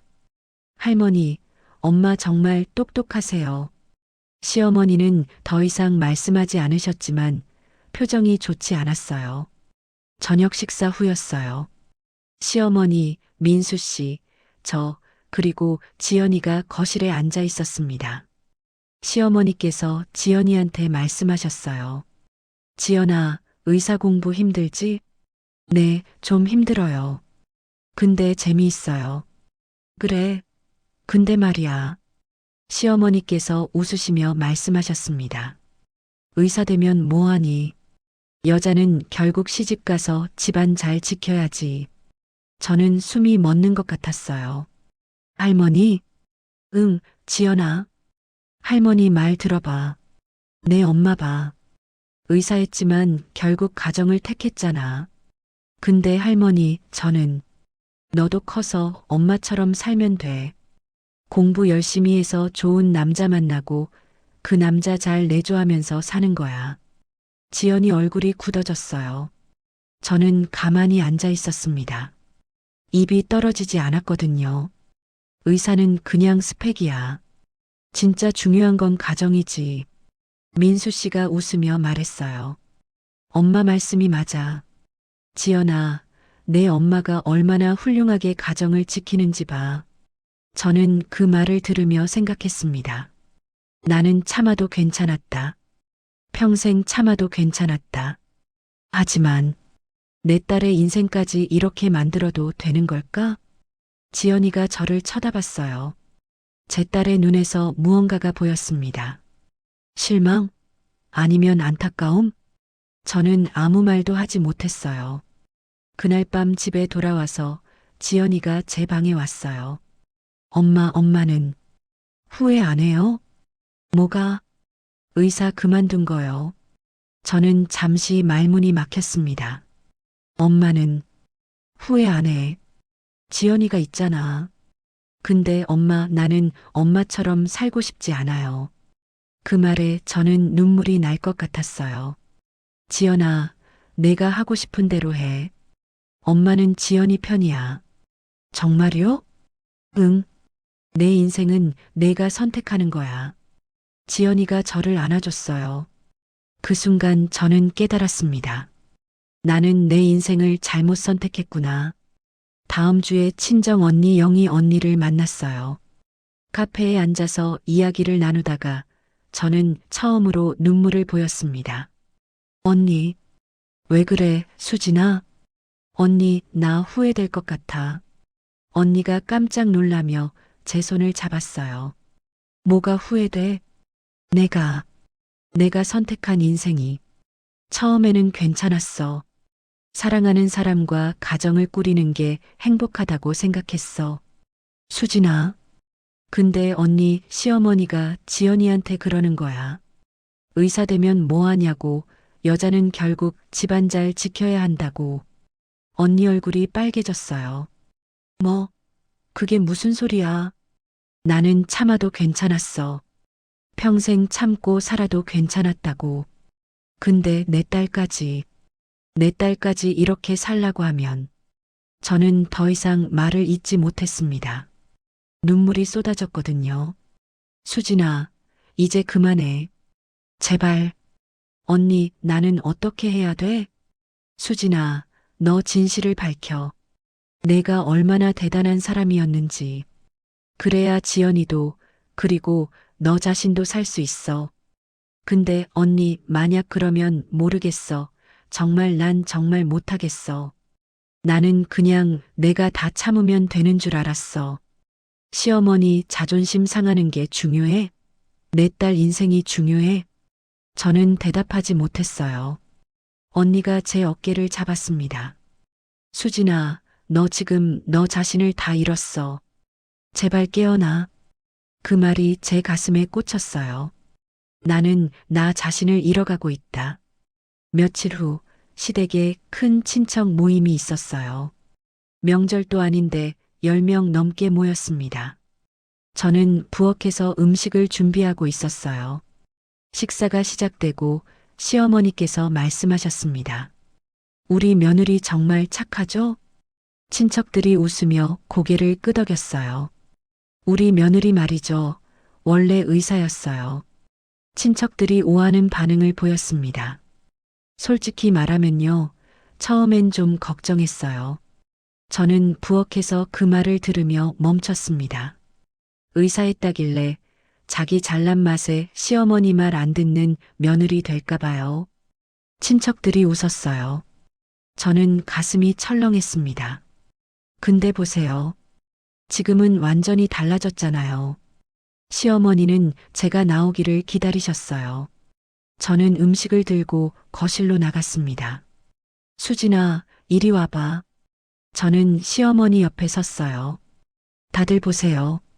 이렇게 집안일도 잘하고 수다스럽지도 않고 의젓하니 시어머니께서 제 어깨를 두드리셨습니다. 제가 며느리 하나는 진짜 잘 길렀어요. 길렀다는 말에 저는 숨이 멎었어요. 의사였던 사람을 이렇게 만들었으니 제가 교육을 잘한 거죠? 친척들이 박수를 쳤습니다. 어떤 분은 대단하시네요 라고 했어요. 저는 그 자리에 서서 웃고 있었습니다. 하지만 제 안에서는 뭔가가 무너지고 있었어요. 나는 성과물이구나. 시어머니가 잘 길러낸 작품이구나. 큰집 아주머니께서 저를 보며 말씀하셨어요. 수진 씨, 대단하세요. 그렇게 참고 사는 게 쉽지 않은데. 참다고요? 제가 참는 걸 선택한 게 아니에요. 선택할 기회조차 없었어요. 식사가 끝나고 저는 부엌에서 설거지를 했습니다. 혼자서요. 거실에서는 웃음소리가 들렸어요. 저는 찬물에 손을 담그고 있었습니다. 손이 빨갛게 변했어요. 30년 가까이 이렇게 살아왔구나. 나는 아무 말도 안 했는데 모두가 내 인생을 마음대로 정의했다. 집으로 돌아오는 차 안이었어요. 저는 창밖을 보고 있었습니다. 민수 씨가 말했어요. 오늘 엄마가 당신 칭찬 많이 하셨지? 기분 좋지? 저는 대답하지 않았어요. 여보, 응, 왜 그래? 피곤해? 저는 한참을 망설이다가 입을 열었습니다. 여보, 나 가끔은 너무 힘들어. 민수 씨가 잠시 저를 쳐다봤어요. 뭐가 힘든데? 그냥 모든 게 무슨 소리야? 우리 잘 살고 있잖아. 나는 가끔 내가 누구인지 모르겠어. 민수 씨가 한숨을 쉬었어요. 당신 또 시작이야? 엄마가 당신한테 잘해주시는데 왜 그래? 잘해준다고? 응. 엄마가 당신 얼마나 칭찬하셨는데. 그게 칭찬이야? 민수 씨 목소리가 높아졌어요. 그럼 뭔데? 당신이 너무 예민하게 받아들이는 거 아니야? 여보, 나는 당신이 좀 유연해지면 되잖아. 그 말에 저는 말문이 막혔습니다. 우리 엄마 나쁜 분 아니잖아. 그냥 옛날 사람이셔서 그런 거야. 괜히 예민하게 굴지 마. 당신이 조금만 참으면 되는 건데. 저는 더 이상 말하지 않았어요. 말해봤자 소용없다는 걸 알았거든요. 집에 도착해서 민수 씨는 먼저 들어갔습니다. 저는 차 안에 혼자 남았어요. 그날 밤 저는 알았습니다. 나는 시어머니 혼자랑 싸운 게 아니었구나. 이 집 전체와 혼자 싸우고 있었구나. 남편도 결국은 나를 이용하고 있었던 거구나. 그날 밤 모두가 잠든 후에 저는 거실에 혼자 앉아 있었어요. 달빛이 창문으로 들어왔습니다. 저는 거울을 봤어요. 거울 속에 제 모습이 낯설었습니다. 주름진 얼굴, 지친 눈빛, 거친 손. 나는 누구인가? 저는 박수진이라는 의사였어요. 당당하고 자신감 넘치는 사람이었죠. 국내 최고 신경외과 의사였습니다. 저는 사랑하는 사람을 만났어요. 모든 걸 내려놓고 평범한 가정을 꾸리고 싶었습니다. 하지만 지금은요? 지금의 저는 누구인가요? 시어머니가 길러낸 며느리, 남편을 외조하는 아내, 아무도 기억하지 않는 전직 의사? 저는 옷장을 열고 제일 안쪽 상자를 꺼냈어요. 낡은 의사 가운이 거기 있었습니다. 가운을 펼쳐들고 한참을 바라봤어요. 나는 정말 지금까지 어떻게 산 걸까? 나는 이렇게 살고 싶었던 걸까? 아니에요. 저는 선택하지 않았어요.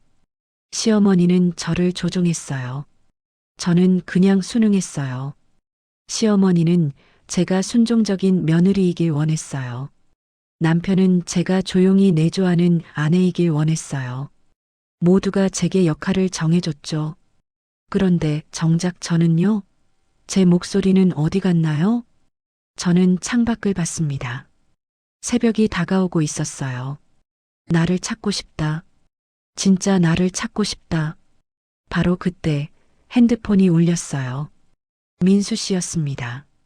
여보, 큰일 났어. 엄마가 쓰러지셨대. 제 심장이 철렁했습니다. 뭐, 어디서?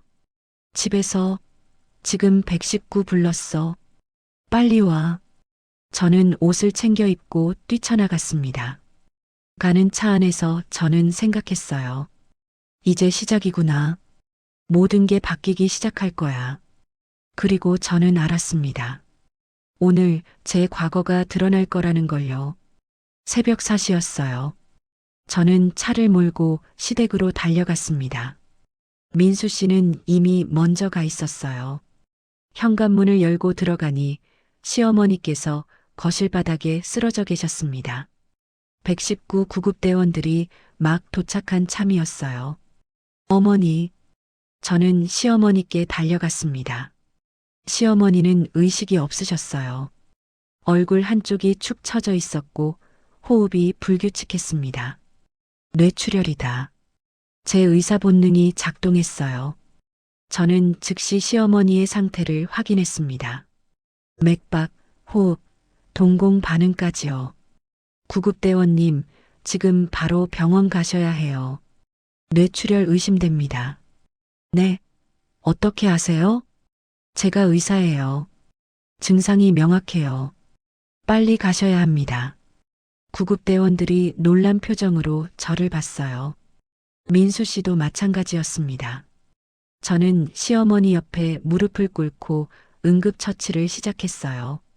기도를 확보하고 자세를 잡아드렸습니다. 30년 만에 다시 하는 응급처치였지만 제 손은 정확하게 움직였어요. 혈압 체크하세요. 그리고 산소 농도 높여주세요. 네, 선생님. 구급대원들이 제 지시를 따랐습니다. 저는 시어머니의 상태를 계속 모니터링했어요. 수진아, 너 지금 뭐 하는 거야? 민수 씨가 당황한 목소리로 물었어요. 하지만 저는 대답할 겨를이 없었습니다. 구급대원님, 서울대병원으로 가주세요. 신경외과가 제일 좋아요. 알겠습니다. 구급차에 시어머니를 싣고 저도 함께 탔습니다. 민수 씨는 자기 차로 따라오기로 했어요. 구급차 안에서 저는 계속 시어머니 상태를 체크했습니다. 구급대원이 물었어요. 선생님, 혹시 어느 과세요? 신경외과요. 아, 그래서 이렇게 정확하게 아시는구나. 선생님 덕분에 골든타임 놓치지 않을 것 같아요. 저는 시어머니 손을 잡았습니다. 차갑고 떨리는 손이었어요. 어머니, 괜찮으실 거예요. 제가 있으니까요. 병원에 도착했어요. 응급실로 시어머니를 옮기고 담당 의사가 나왔습니다. 보호자분이세요? 네, 며느리입니다. 환자분 상태가 좋지 않습니다. 뇌출혈이 맞고요. 지금 즉시 수술해야 합니다. 어느 정도 심각한가요? 출혈량이 많아서 위험합니다. 국내 최고 신경외과 전문의를 모셔야 할 것 같은데요. 저는 잠시 망설였습니다. 그리고 입을 열었어요. 박 교수님께 연락해 주실 수 있나요? 박 교수님요? 어떻게 아세요? 제가 아는 분이에요. 부탁드립니다. 담당 의사가 의아한 표정으로 저를 봤지만 전화를 걸었습니다. 10분 후 박 교수님이 급히 오셨어요. 새벽인데도 불구하고요. 수진아, 교수님 죄송해요. 이 시간에. 무슨 소리야? 환자가 어디 있어? 제 시어머니세요. 박 교수님은 즉시 시어머니를 진찰하셨습니다. 그리고 고개를 끄덕이셨어요. 수술 들어가야겠어. 자네가 응급처치 잘해서 골든타임은 놓치지 않았어. 감사합니다, 교수님. 수진아, 자네 들어와서 같이 하지 그래? 지금 다른 응급수술로 담당 의사가 같이 들어올 수 없어. 자네 손이 필요하네. 그 말에 주변 사람들이 모두 저를 쳐다봤어요. 민수 씨도 막 도착해서 그 말을 들었습니다. 교수님, 제가요? 응, 자네 실력이면 충분해. 30년 만이지만 자네 손은 기억할 거야. 저는 주저했어요. 하지만 시어머니를 생각하니 머뭇거릴 수 없었습니다. 알겠습니다, 교수님. 들어가겠습니다. 주변의 간호사들이 수군거렸어요. 저분이 의사세요? 박 교수님이 저렇게 부르시는 걸 보니 대단한 분인가 봐. 민수 씨가 제 팔을 잡았어요. 여보, 지금 무슨 일이야? 너 정말 수술 들어가는 거야? 응. 어머니 살려야 하니까. 그런데 너 수술을 할 수 있어? 저는 민수 씨를 쳐다봤습니다. 당신은 제가 누구였는지 몰랐죠. 이제 알게 될 거예요. 수술복을 입었어요. 30년 만에 다시 입는 수술복이었습니다. 거울을 보니 예전에 제가 보였어요. 의사 박수진이요. 수술실에 들어갔습니다. 박 교수님이 웃으며 말씀하셨어요. 수진아, 긴장하지 마. 자전거 타는 것처럼 몸이 기억할 거야. 네, 교수님. 수술이 시작됐어요.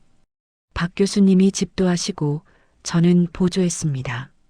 하지만 제 손은 떨리지 않았어요. 정확하고 빠르게 움직였습니다. 거츠. 네. 흡입. 네, 교수님. 수술이 진행될수록 저는 감각을 되찾았어요. 제가 얼마나 이 일을 사랑했는지 다시 느꼈습니다. 수진아, 역시 자네야. 30년이 지났는데도 손이 그대로네. 감사합니다, 교수님. 아까운 인재를 잃었어. 자네가 그만뒀을 때 의학계가 얼마나 안타까워했는지 아나? 옆에 있던 다른 의사들이 놀란 표정으로 저를 봤어요. 교수님, 이분이 누구세요? 모르나? 이분이 박수진 교수야. 30년 전 이 병원 신경외과 교수셨어. 네. 그 유명한 박수진 교수님이요? 응. 국내 최초로 뇌종양 수술 성공하신 분이지. 수술실이 술렁였어요. 간호사들이 서로 눈빛을 교환했습니다. 제가 의대생 때 교과서에서 봤어요. 박수진 교수님 케이스. 저도요. 전설이라고 들었는데 저는 아무 말 없이 수술에 집중했습니다. 이 시간 후 수술은 성공적으로 끝났어요. 수고했어, 수진아. 완벽했어. 감사합니다, 교수님. 수술복을 벗고 밖으로 나왔을 때 수술실 밖에는 많은 사람들이 모여 있었어요. 민수 씨, 지연이, 그리고 시댁 친척들까지요. 박 교수님이 민수 씨한테 말씀하셨습니다. 환자분 수술 잘 끝났습니다. 다행히 골든타임을 놓치지 않아서 생명에는 지장 없을 겁니다. 감사합니다, 교수님. 감사는요. 사모님께 하세요. 사모님이 응급처치를 정확하게 하셔서 살린 겁니다. 사모님이요? 박 교수님이 저를 가리키셨어요. 네. 박수진 교수님이 아니었으면 환자분 오시기 전에 이미 돌아가셨을 겁니다. 민수 씨 얼굴이 하얗게 질렸어요. 교수님이요? 제 아내가요? 네. 모르셨어요?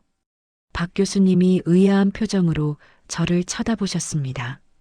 박수진 교수님은 30년 전 이 병원 신경외과 교수셨고 국내 최초로 복잡한 뇌종양 수술을 성공시키신 분입니다. 의학계의 전설이죠. 주변 사람들이 숨죽이며 들었어요. 시댁 친척들도 입을 벌리고 저를 쳐다봤습니다. 지금도 의대 교과서에 나오는 케이스예요. 박수진 교수님의 수술법은 현재 표준 술식으로 쓰이고 있고요. 지연이가 제 손을 잡았어요. 눈에 눈물이 가득했습니다. 엄마가 그렇게 대단한 분이셨어요? 또 다른 의사가 다가왔어요. 박 교수님, 정말 박수진 교수님이시군요. 제가 의대 때 교수님 논문 다 읽었어요. 저도요. 교수님 수술 영상 수백 번 봤습니다. 병원 복도가 술렁이기 시작했어요. 의사들, 간호사들이 모여들었습니다. 민수 씨는 그 자리에 멍하니 서 있었어요. 민수 씨가 제 팔을 잡았습니다. 여보, 이게 무슨 일이야? 당신이 서울대 교수였다고? 국내 최고 의사였다고? 저는 민수 씨를 쳐다봤어요. 당신은 제가 의사였다는 것만 알았죠. 얼마나 대단한 의사였는지는 몰랐고요. 왜 말 안 했어? 말하면 믿었을까요? 아니면 시어머니 자존심 상할까봐 숨기라고 했을까요? 민수 씨는 대답하지 못했어요. 지연이가 울면서 저를 안았습니다. 엄마, 왜 말 안 했어요? 엄마가 그렇게 대단한 사람이었는데. 지연아, 엄마는 그냥 평범하게 살고 싶었어. 근데 할머니가 엄마한테 그렇게 했잖아요. 엄마가 그렇게 대단한 사람인데. 저는 지연이를 달랬습니다. 괜찮아, 지연아. 그때 친정 언니 영희 언니가 달려왔어요. 수진아, 내가 지금 병원에서 연락받았어. 너 수술 들어갔다며? 응, 언니. 언니가 저를 꼭 안아줬어요. 수진아, 드디어구나. 드디어 내가 진짜 모습을 보여줬구나. 저는 언니 품에서 눈물이 났습니다. 시댁 친척 한 분이 말씀하셨습니다. 아니, 그럼 우리가 그 유명한 박수진 교수를 30년 동안 몰랐단 말이야? 서울대 교수면 얼마나 대단한 건데. 국내 최초 수술이라니. 복도가 시끄러워졌어요. 모두가 저를 다시 보기 시작했습니다. 민수 씨는 벽에 기대어 주저앉았어요. 나는 당신이 그냥 병원에서 일하던 의사인 줄만 알았어. 이렇게 대단한 사람인 줄은 몰랐어. 저는 민수 씨 옆에 앉았습니다. 당신이 평범한 주부를 원했잖아요. 그래서 제가 맞춰준 거예요. 그럼 30년 동안 당신은 이 모든 걸 숨기고 산 거야? 네. 당신과 시어머니를 위해서요. 민수 씨가 고개를 떨구었어요. 회복실로 옮겨진 시어머니는 아직 깨어나지 않으셨어요. 저는 시어머니 곁에 앉아 있었습니다. 민수 씨가 제 옆에 왔어요. 여보, 내가 너무 몰랐어. 미안해. 저는 민수 씨를 봤습니다. 당신 잘못이 아니에요. 제가 선택한 일이니까요. 근데 왜 그렇게 대단한 커리어를 포기한 거야? 사랑했으니까요. 사랑? 당신을 사랑했어요. 당신과 평범한 가정을 꾸리고 싶었어요. 그게 제 꿈이었어요. 민수 씨 눈에 눈물이 맺혔어요. 나는 당신한테 뭘 한 거야? 그렇게 대단한 사람을 30년 동안 부엌에만 있게 하다니. 당신이 시킨 게 아니에요. 제가 선택한 거예요.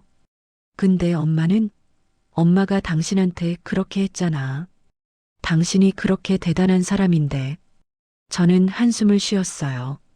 시어머니는 몰랐어요. 제가 얼마나 대단한 사람이었는지요. 아니, 알았다면 더 힘들어 하셨을 거예요. 뭐? 시어머니는 학력 콤플렉스가 있으셨어요. 제가 의사였다는 것만으로도 불편하셨죠. 만약 제가 서울대 교수였고 국내 최고 의사였다는 걸 아셨다면요? 민수 씨는 아무 말도 하지 못했어요. 그래서 저는 숨긴 거예요. 시어머니를 위해서, 당신을 위해서, 이 가정을 위해서요. 수진아, 30년 동안 찬물로 설거지했어요. 30년 동안 시어머니 눈치 보며 살았어요. 30년 동안 제 목소리 한 번 내지 못했죠. 제 목소리가 떨렸어요. 그런데 당신은 알아요? 저는 후회하지 않아요. 왜냐하면 지연이를 낳았으니까요. 당신과 함께한 시간들이 있었으니까요.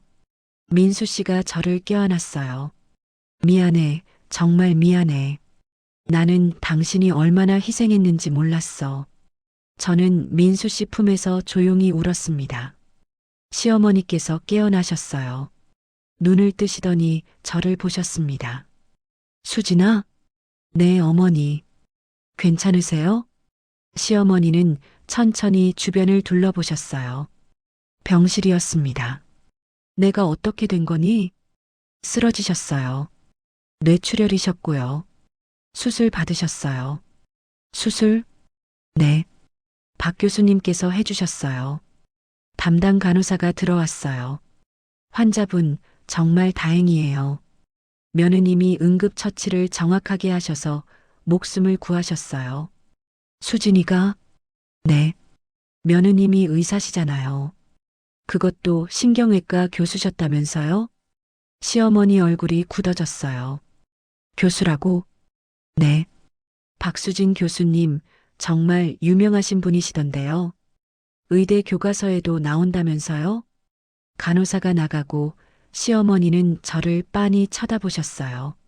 수진아, 지금 무슨 소리야? 너 교수였어? 네, 어머니. 서울대 교수? 네. 시어머니 얼굴이 하얗게 질렸어요. 그럼 너는 왜 나한테 말 안 했어? 어머니가 불편하실까 봐요. 뭐? 어머니께서 학력 콤플렉스가 있으시다는 걸 알았어요. 제가 의사였다는 것만으로도 불편하셨을 텐데 교수였다고까지 말씀드리면 더 힘드실 것 같았어요. 시어머니는 말문이 막혔어요. 그럼 너는 30년 동안 그걸 숨기고 산 거야? 네. 이 가족을 위해서요. 민수 씨를 위해서, 어머니를 위해서요. 시어머니 눈에 눈물이 고였어요. 수진아, 나는 그동안 너한테 뭘 한 거니? 어머니, 내가 너한테 얼마나 못되게 굴었는데, 너를 무시하고 구박하고, 그런데 너는 그렇게 대단한 사람이었어? 시어머니가 제 손을 놓으셨어요. 나는 너를 길들였다고 생각했어. 의사였던 사람을 순종적인 며느리로 만들었다고 자랑했어. 그런데 시어머니는 고개를 돌리셨습니다. 나는 뭘 한 거니? 국내 최고 의사를 부엌에만 있게 하다니. 저는 시어머니 손을 잡았어요. 어머니, 괜찮아요. 괜찮긴 뭐가 괜찮아. 내가 얼마나 작은 사람이었는지 이제 알겠어. 시어머니가 태어나는 날 시댁 친척들이 모두 병원에 왔어요. 소문이 다 퍼진 거예요. 아니, 수진 씨가 정말 서울대 교수였어요? 국내 최초로 뇌종양 수술 성공하신 분이라며요? 의대 교과서에도 나온다던데요? 친척들은 저를 완전히 다른 눈으로 봤어요. 존경과 경외심이 섞인 눈빛이었습니다. 큰집 아주머니께서 시어머니한테 말씀하셨어요. 형님, 그동안 며느리한테 너무 하신 거 아니에요? 뭐, 며느리가 그렇게 대단한 분이신데 형님이 어떻게 대하셨어요? 시어머니는 대답하지 못하셨어요.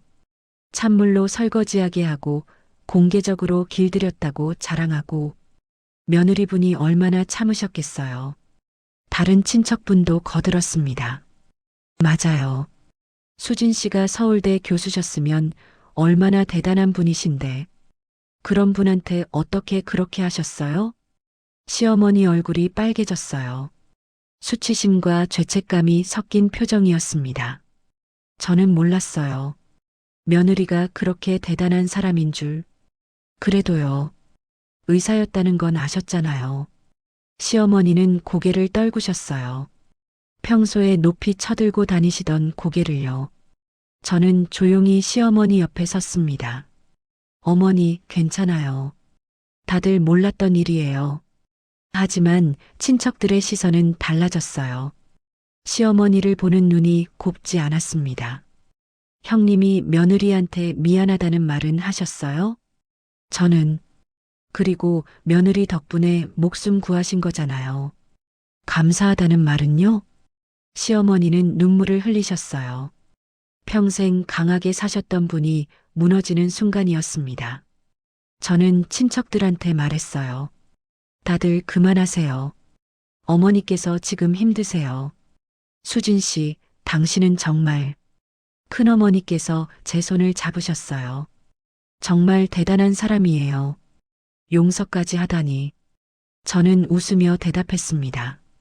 저는 이 가족을 사랑해요. 그게 제가 선택한 길이에요. 병원을 나서는데 민수 씨가 제 손을 잡았어요. 여보, 고마워. 뭐가요? 30년 동안 우리 가족을 위해 모든 걸 포기해줘서 저는 민수 씨를 보며 웃었습니다. 포기한 게 아니에요.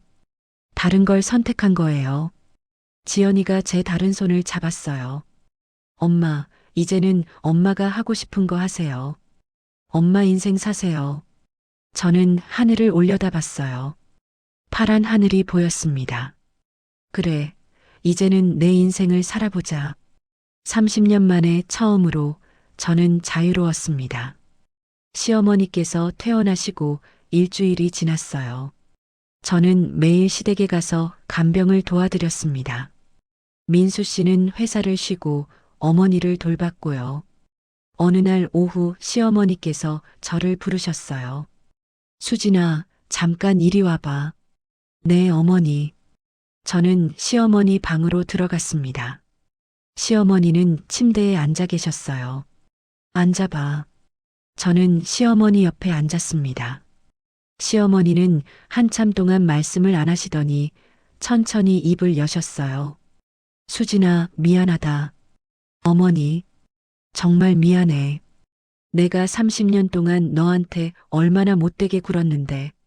시어머니 목소리가 떨렸어요. 나는 내가 의사였다는 것만 알았어. 그것만으로도 나는 불편했어. 왜냐하면 나는 고졸이었거든. 학력 콤플렉스가 있었지. 어머니, 괜찮아요. 괜찮지 않아. 나는 너를 억눌렀어. 내 열등감 때문에 너를 무시하고 구박했어. 시어머니 눈에서 눈물이 흘러내렸어요. 그런데 너는 그냥 의사가 아니었어. 서울대 교수였고 국내 최고 의사였어. 그런 사람을 내가 30년 동안 부엌에만 있게 했어.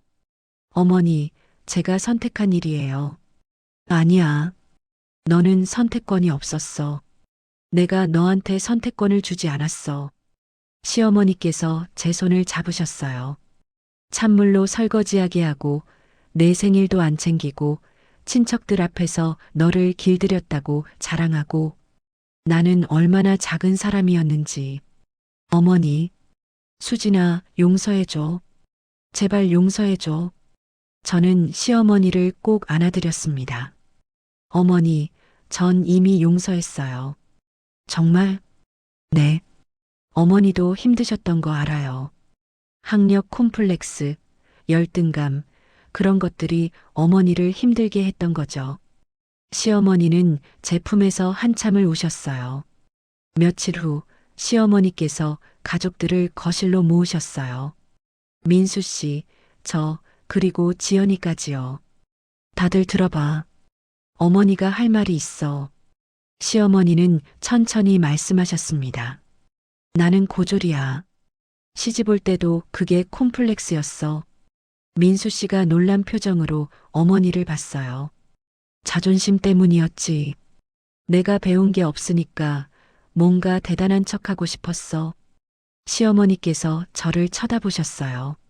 그런데 며느리가 의사라는 걸 알았을 때 나는 정말 불편했어. 며느리가 나보다 훨씬 나은 사람이었으니까.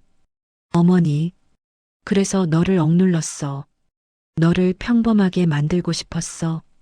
그래야 내가 우위에 설 수 있었으니까. 민수 씨가 고개를 숙였어요.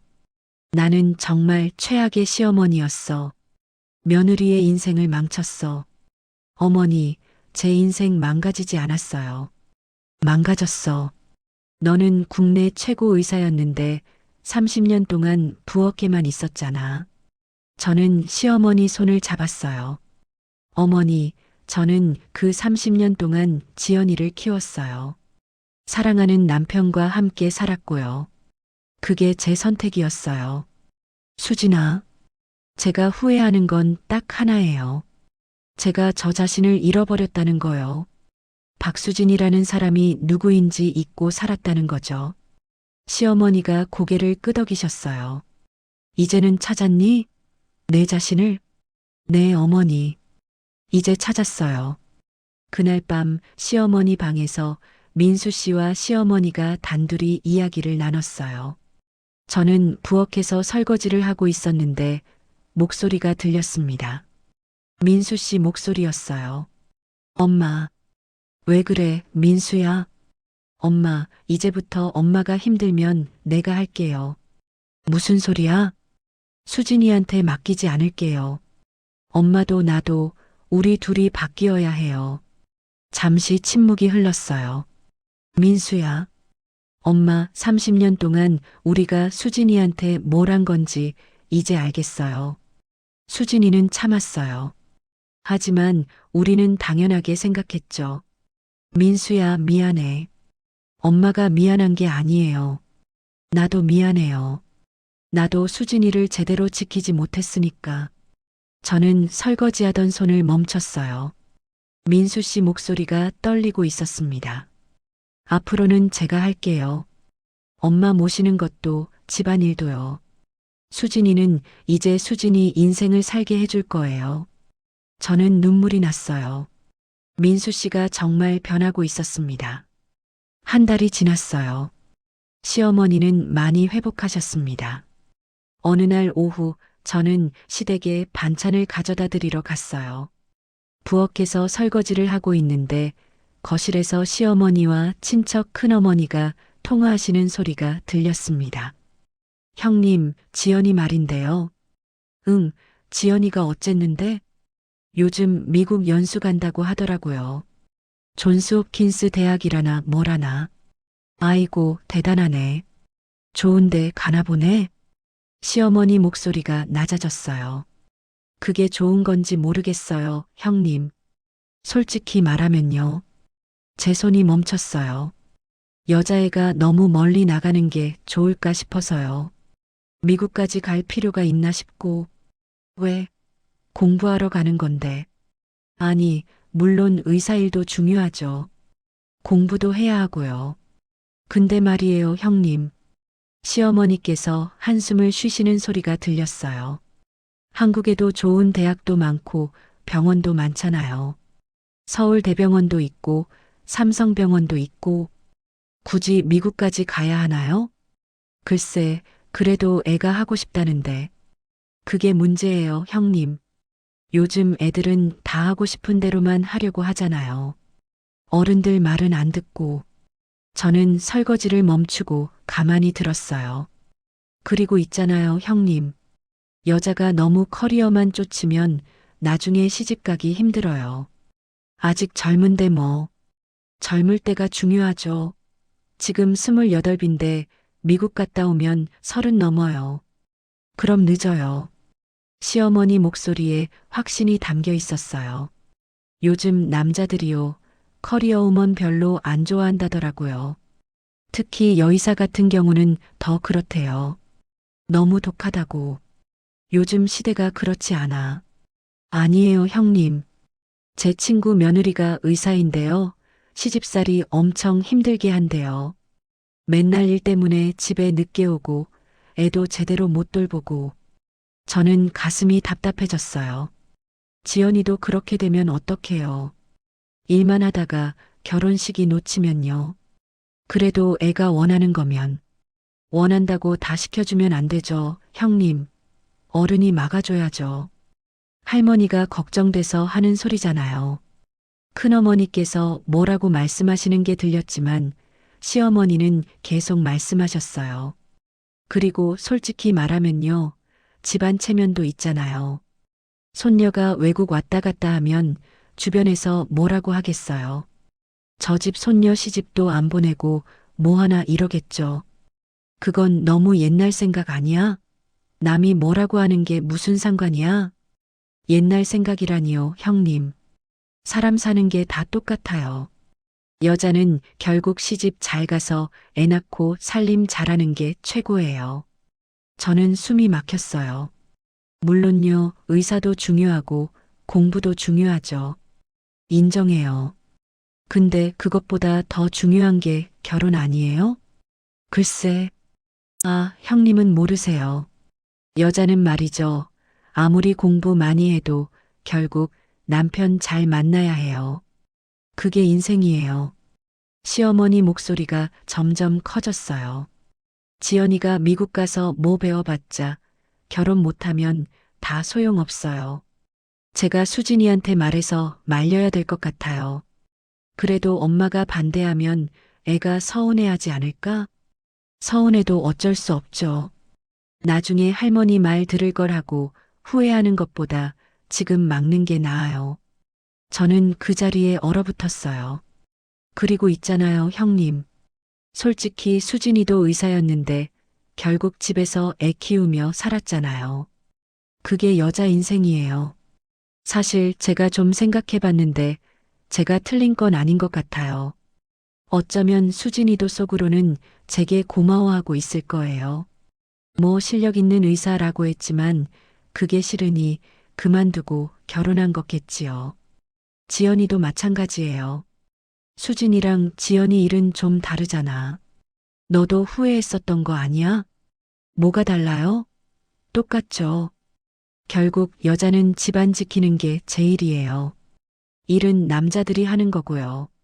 큰어머니께서 뭐라고 설득하시는 것 같았지만 시어머니는 끝까지 자기 주장을 굽히지 않으셨어요. 아무튼요, 형님. 제가 수진이한테 단단히 말할 거예요. 지연이 미국 보내면 안 된다고요. 서울에서 그냥 하면 되지. 뭐하러 미국까지 가요. 그래도 애 기죽지 않게 잘 얘기해. 당연하죠. 제가 할머니니까 부드럽게 말하죠. 근데 확실하게는 말할 거예요. 전화가 끊어졌어요.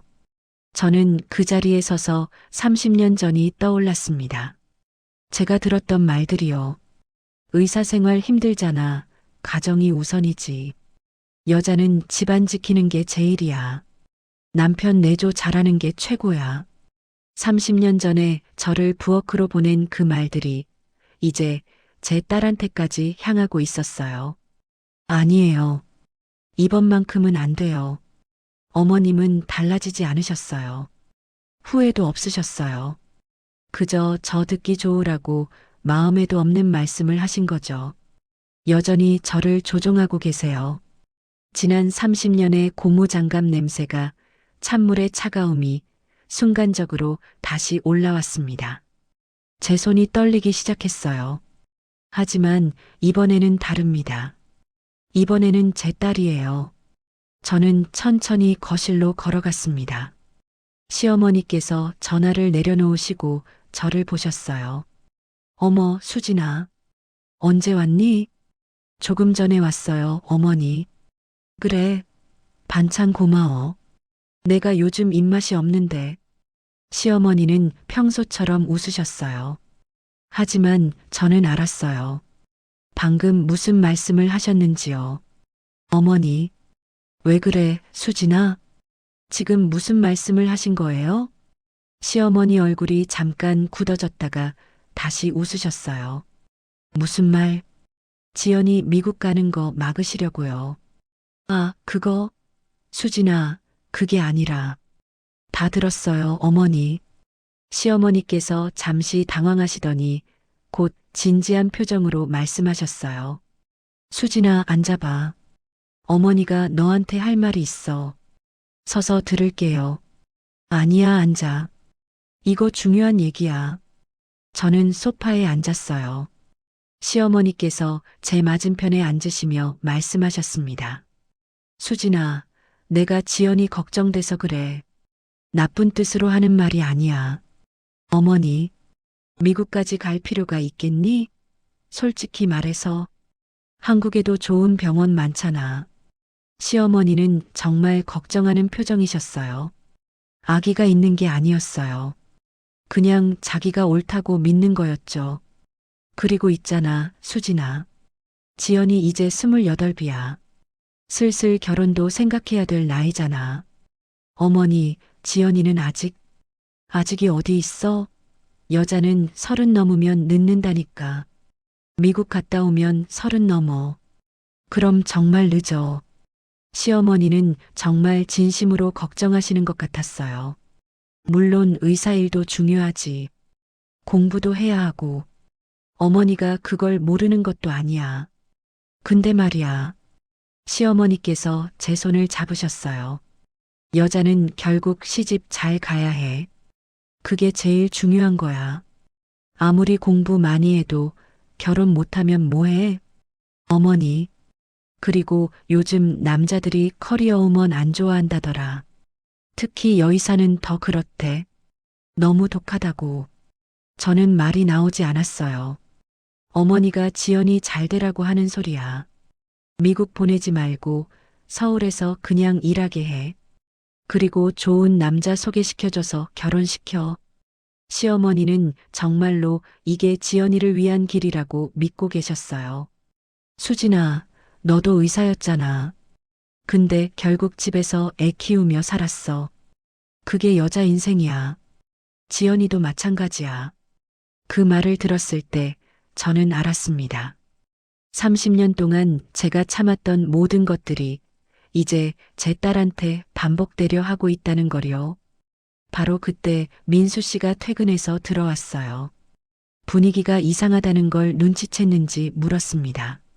무슨 일이야? 여보, 어머니께서 지연이 미국 연수 가는 거 막으려고 하세요. 엄마, 그게 무슨 소리예요? 시어머니께서 당황하시며 말씀하셨어요. 아니야, 나는 그냥 걱정돼서 그랬어. 여자가 너무 멀리 가면. 저는 조용히 하지만 단호하게 말했습니다. 어머니, 저는 참았지만 제 딸에게는 그 방식을 넘기지 않겠습니다. 수진아, 내가 언제? 지연이는 의사가 될 거예요. 그리고 지연이는 본인이 원하면 어디로든 갈 거예요. 제가 보내겠습니다. 민수 씨가 제 옆에 섰어요. 여보, 그렇게까지 말할 필요는. 저는 민수 씨를 똑바로 쳐다봤어요. 필요가 있습니다. 오늘 끝내겠습니다. 시어머니께서 반사적으로 말씀하셨습니다. 내가 뭔데 집안일을. 저는 시어머니를 봤어요. 30년 만에 처음으로 제 목소리를 냈습니다. 저는 지연이 엄마입니다. 그리고 박수진입니다. 수진아, 어머니가 제 이름을 잊으셨다면 오늘부터 다시 기억하시면 됩니다. 거실이 조용해졌어요. 민수 씨도 시어머니도 아무 말이 없었습니다. 저는 30년 동안 찬물로 설거지했어요. 30년 동안 제 생일을 비밀로 했어요. 30년 동안 시어머니 눈치만 보며 살았어요. 제 목소리는 떨리지 않았어요. 하지만 제 딸은 다릅니다. 지연이는 하고 싶은 걸 하면서 살 거예요. 누구도 제 딸의 인생을 막지 못합니다. 시어머니 눈에 눈물이 고였어요. 수진아, 어머니, 저는 어머니를 용서했어요. 정말이에요. 하지만 용서와 반복은 다른 거예요. 저는 민수 씨를 봤습니다. 여보, 당신도요. 30년 동안 저는 당신과 어머니 사이에서 참았어요. 하지만 이제는 아니에요. 여보, 지연이 인생은 지연이가 정하는 거예요. 우리가 아니에요. 민수 씨가 고개를 숙였습니다. 미안해, 여보. 내가 잘못 생각했어. 시어머니께서 소파에 주저앉으셨어요. 그날 저는 처음으로 제 목소리를 냈습니다. 30년 만에요. 일주일 후 박 교수님께서 저를 병원으로 부르셨어요. 교수 연구실에서 박 교수님이 말씀하셨습니다. 수진아, 병원으로 돌아오지 않겠나? 교수님, 자네를 특임 교수로 임용하고 싶어. 후학을 양성하는 거야. 저는 잠시 생각했어요. 그리고 고개를 끄덕였습니다. 네, 교수님. 하고 싶습니다. 좋아. 환영한다, 수진아. 집에 돌아와서 가족들한테 말했어요. 나 병원으로 돌아가기로 했어. 의대생들을 가르칠 거야. 민수 씨가 웃으며 말했어요. 축하해, 여보. 정말 잘했어. 지연이가 저를 안아줬어요. 엄마, 정말 자랑스러워요. 시어머니께서는 아무 말씀하지 않으셨어요. 주말이었어요. 저는 우리 집 부엌에 서 있었습니다. 저는 고무장갑을 집어들었어요. 민수 씨가 부엌으로 들어왔어요. 여보, 뭐해? 고무장갑 보고 있었어. 이제 버릴 거야? 아니요. 저는 고무장갑을 들고 지연이 방으로 갔습니다. 지연이는 책상에서 공부하고 있었어요. 벽에는 지연이 흰 가운이 걸려 있었습니다. 저는 조용히 지연이 흰 가운 옆에 고무장갑을 올려놓았어요. 엄마, 그게 뭐예요? 이 장갑은 엄마의 30년이었어. 지연이가 고무장갑을 보더니 눈물을 글썽였어요. 그리고 이 가운은 내 30년이 될 거야. 엄마, 지연아, 엄마는 엄마 인생을 선택했지만 아니라고 느꼈을 때 그냥 참았어. 나만 참으면 된다고 생각했어. 하지만 내 인생은 내가 지켜야 해. 저는 지연이를 안아줬습니다. 엄마가 고개를 숙였던 자리에서 너는 고개를 들어. 알았지? 네, 엄마. 약속할게요. 저는 고무장갑과 흰 가운을 나란히 보며 생각했어요. 이 장갑은 제 30년이었습니다. 그리고 이 가운은 제 딸의 30년이 될 겁니다. 저는 제 인생을 참았습니다. 하지만 제 딸의 인생은 지키겠습니다. 다음 날 민수 씨가 부엌에서 설거지를 하고 있었어요. 새로 산 고무 장갑을 끼고요. 여보, 앞으로 설거지는 내가 할게. 고마워요. 30년 동안 당신이 했으니까 이제는 내 차례야. 저는 민수 씨를 보며 웃었어요. 사람은 정말 변할 수 있구나. 2년이 지났어요. 시어머니께서 평화롭게 돌아가셨습니다. 병이 아니라 그냥 편안하게 주무시다가요. 장례식을 치르고 시어머니 방을 정리하던 중이었어요. 옷장 깊숙한 곳에서 편지 한 통을 발견했습니다.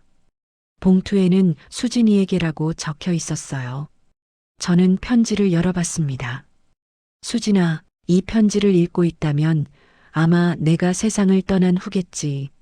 30년 동안 너한테 못되게 굴어서 미안했어. 너를 억누르고 무시하고 구박했던 거 다 미안해. 너는 정말 대단한 사람이었어. 국내 최고 의사였는데 나 때문에 모든 걸 포기했지. 나는 내가 나보다 나은 사람이라는 게 무서웠어. 그래서 너를 억눌렀어. 정말 최악의 시어머니였지. 하지만 너는 참았어. 30년 동안 한마디 불평 없이 참았어. 그게 얼마나 대단한 건지 이제야 알겠어. 수진아, 너는 며느리가 아니라 딸이었어. 진짜 딸이었어. 그리고 마지막 부탁이 있다. 나는 내가 옳다고 생각한 일을 한 거야. 너는 내가 옳다고 생각한 일을 이제 해 참지 말고. 지연이 앞에서는 한 번도 고개 숙이지 마라. 내가 고개를 들면 그 아이도 고개를 든다. 미안하고 고맙고 사랑한다. 시어머니 옥자 올림. 저는 편지를 읽으며 눈물을 흘렸어요.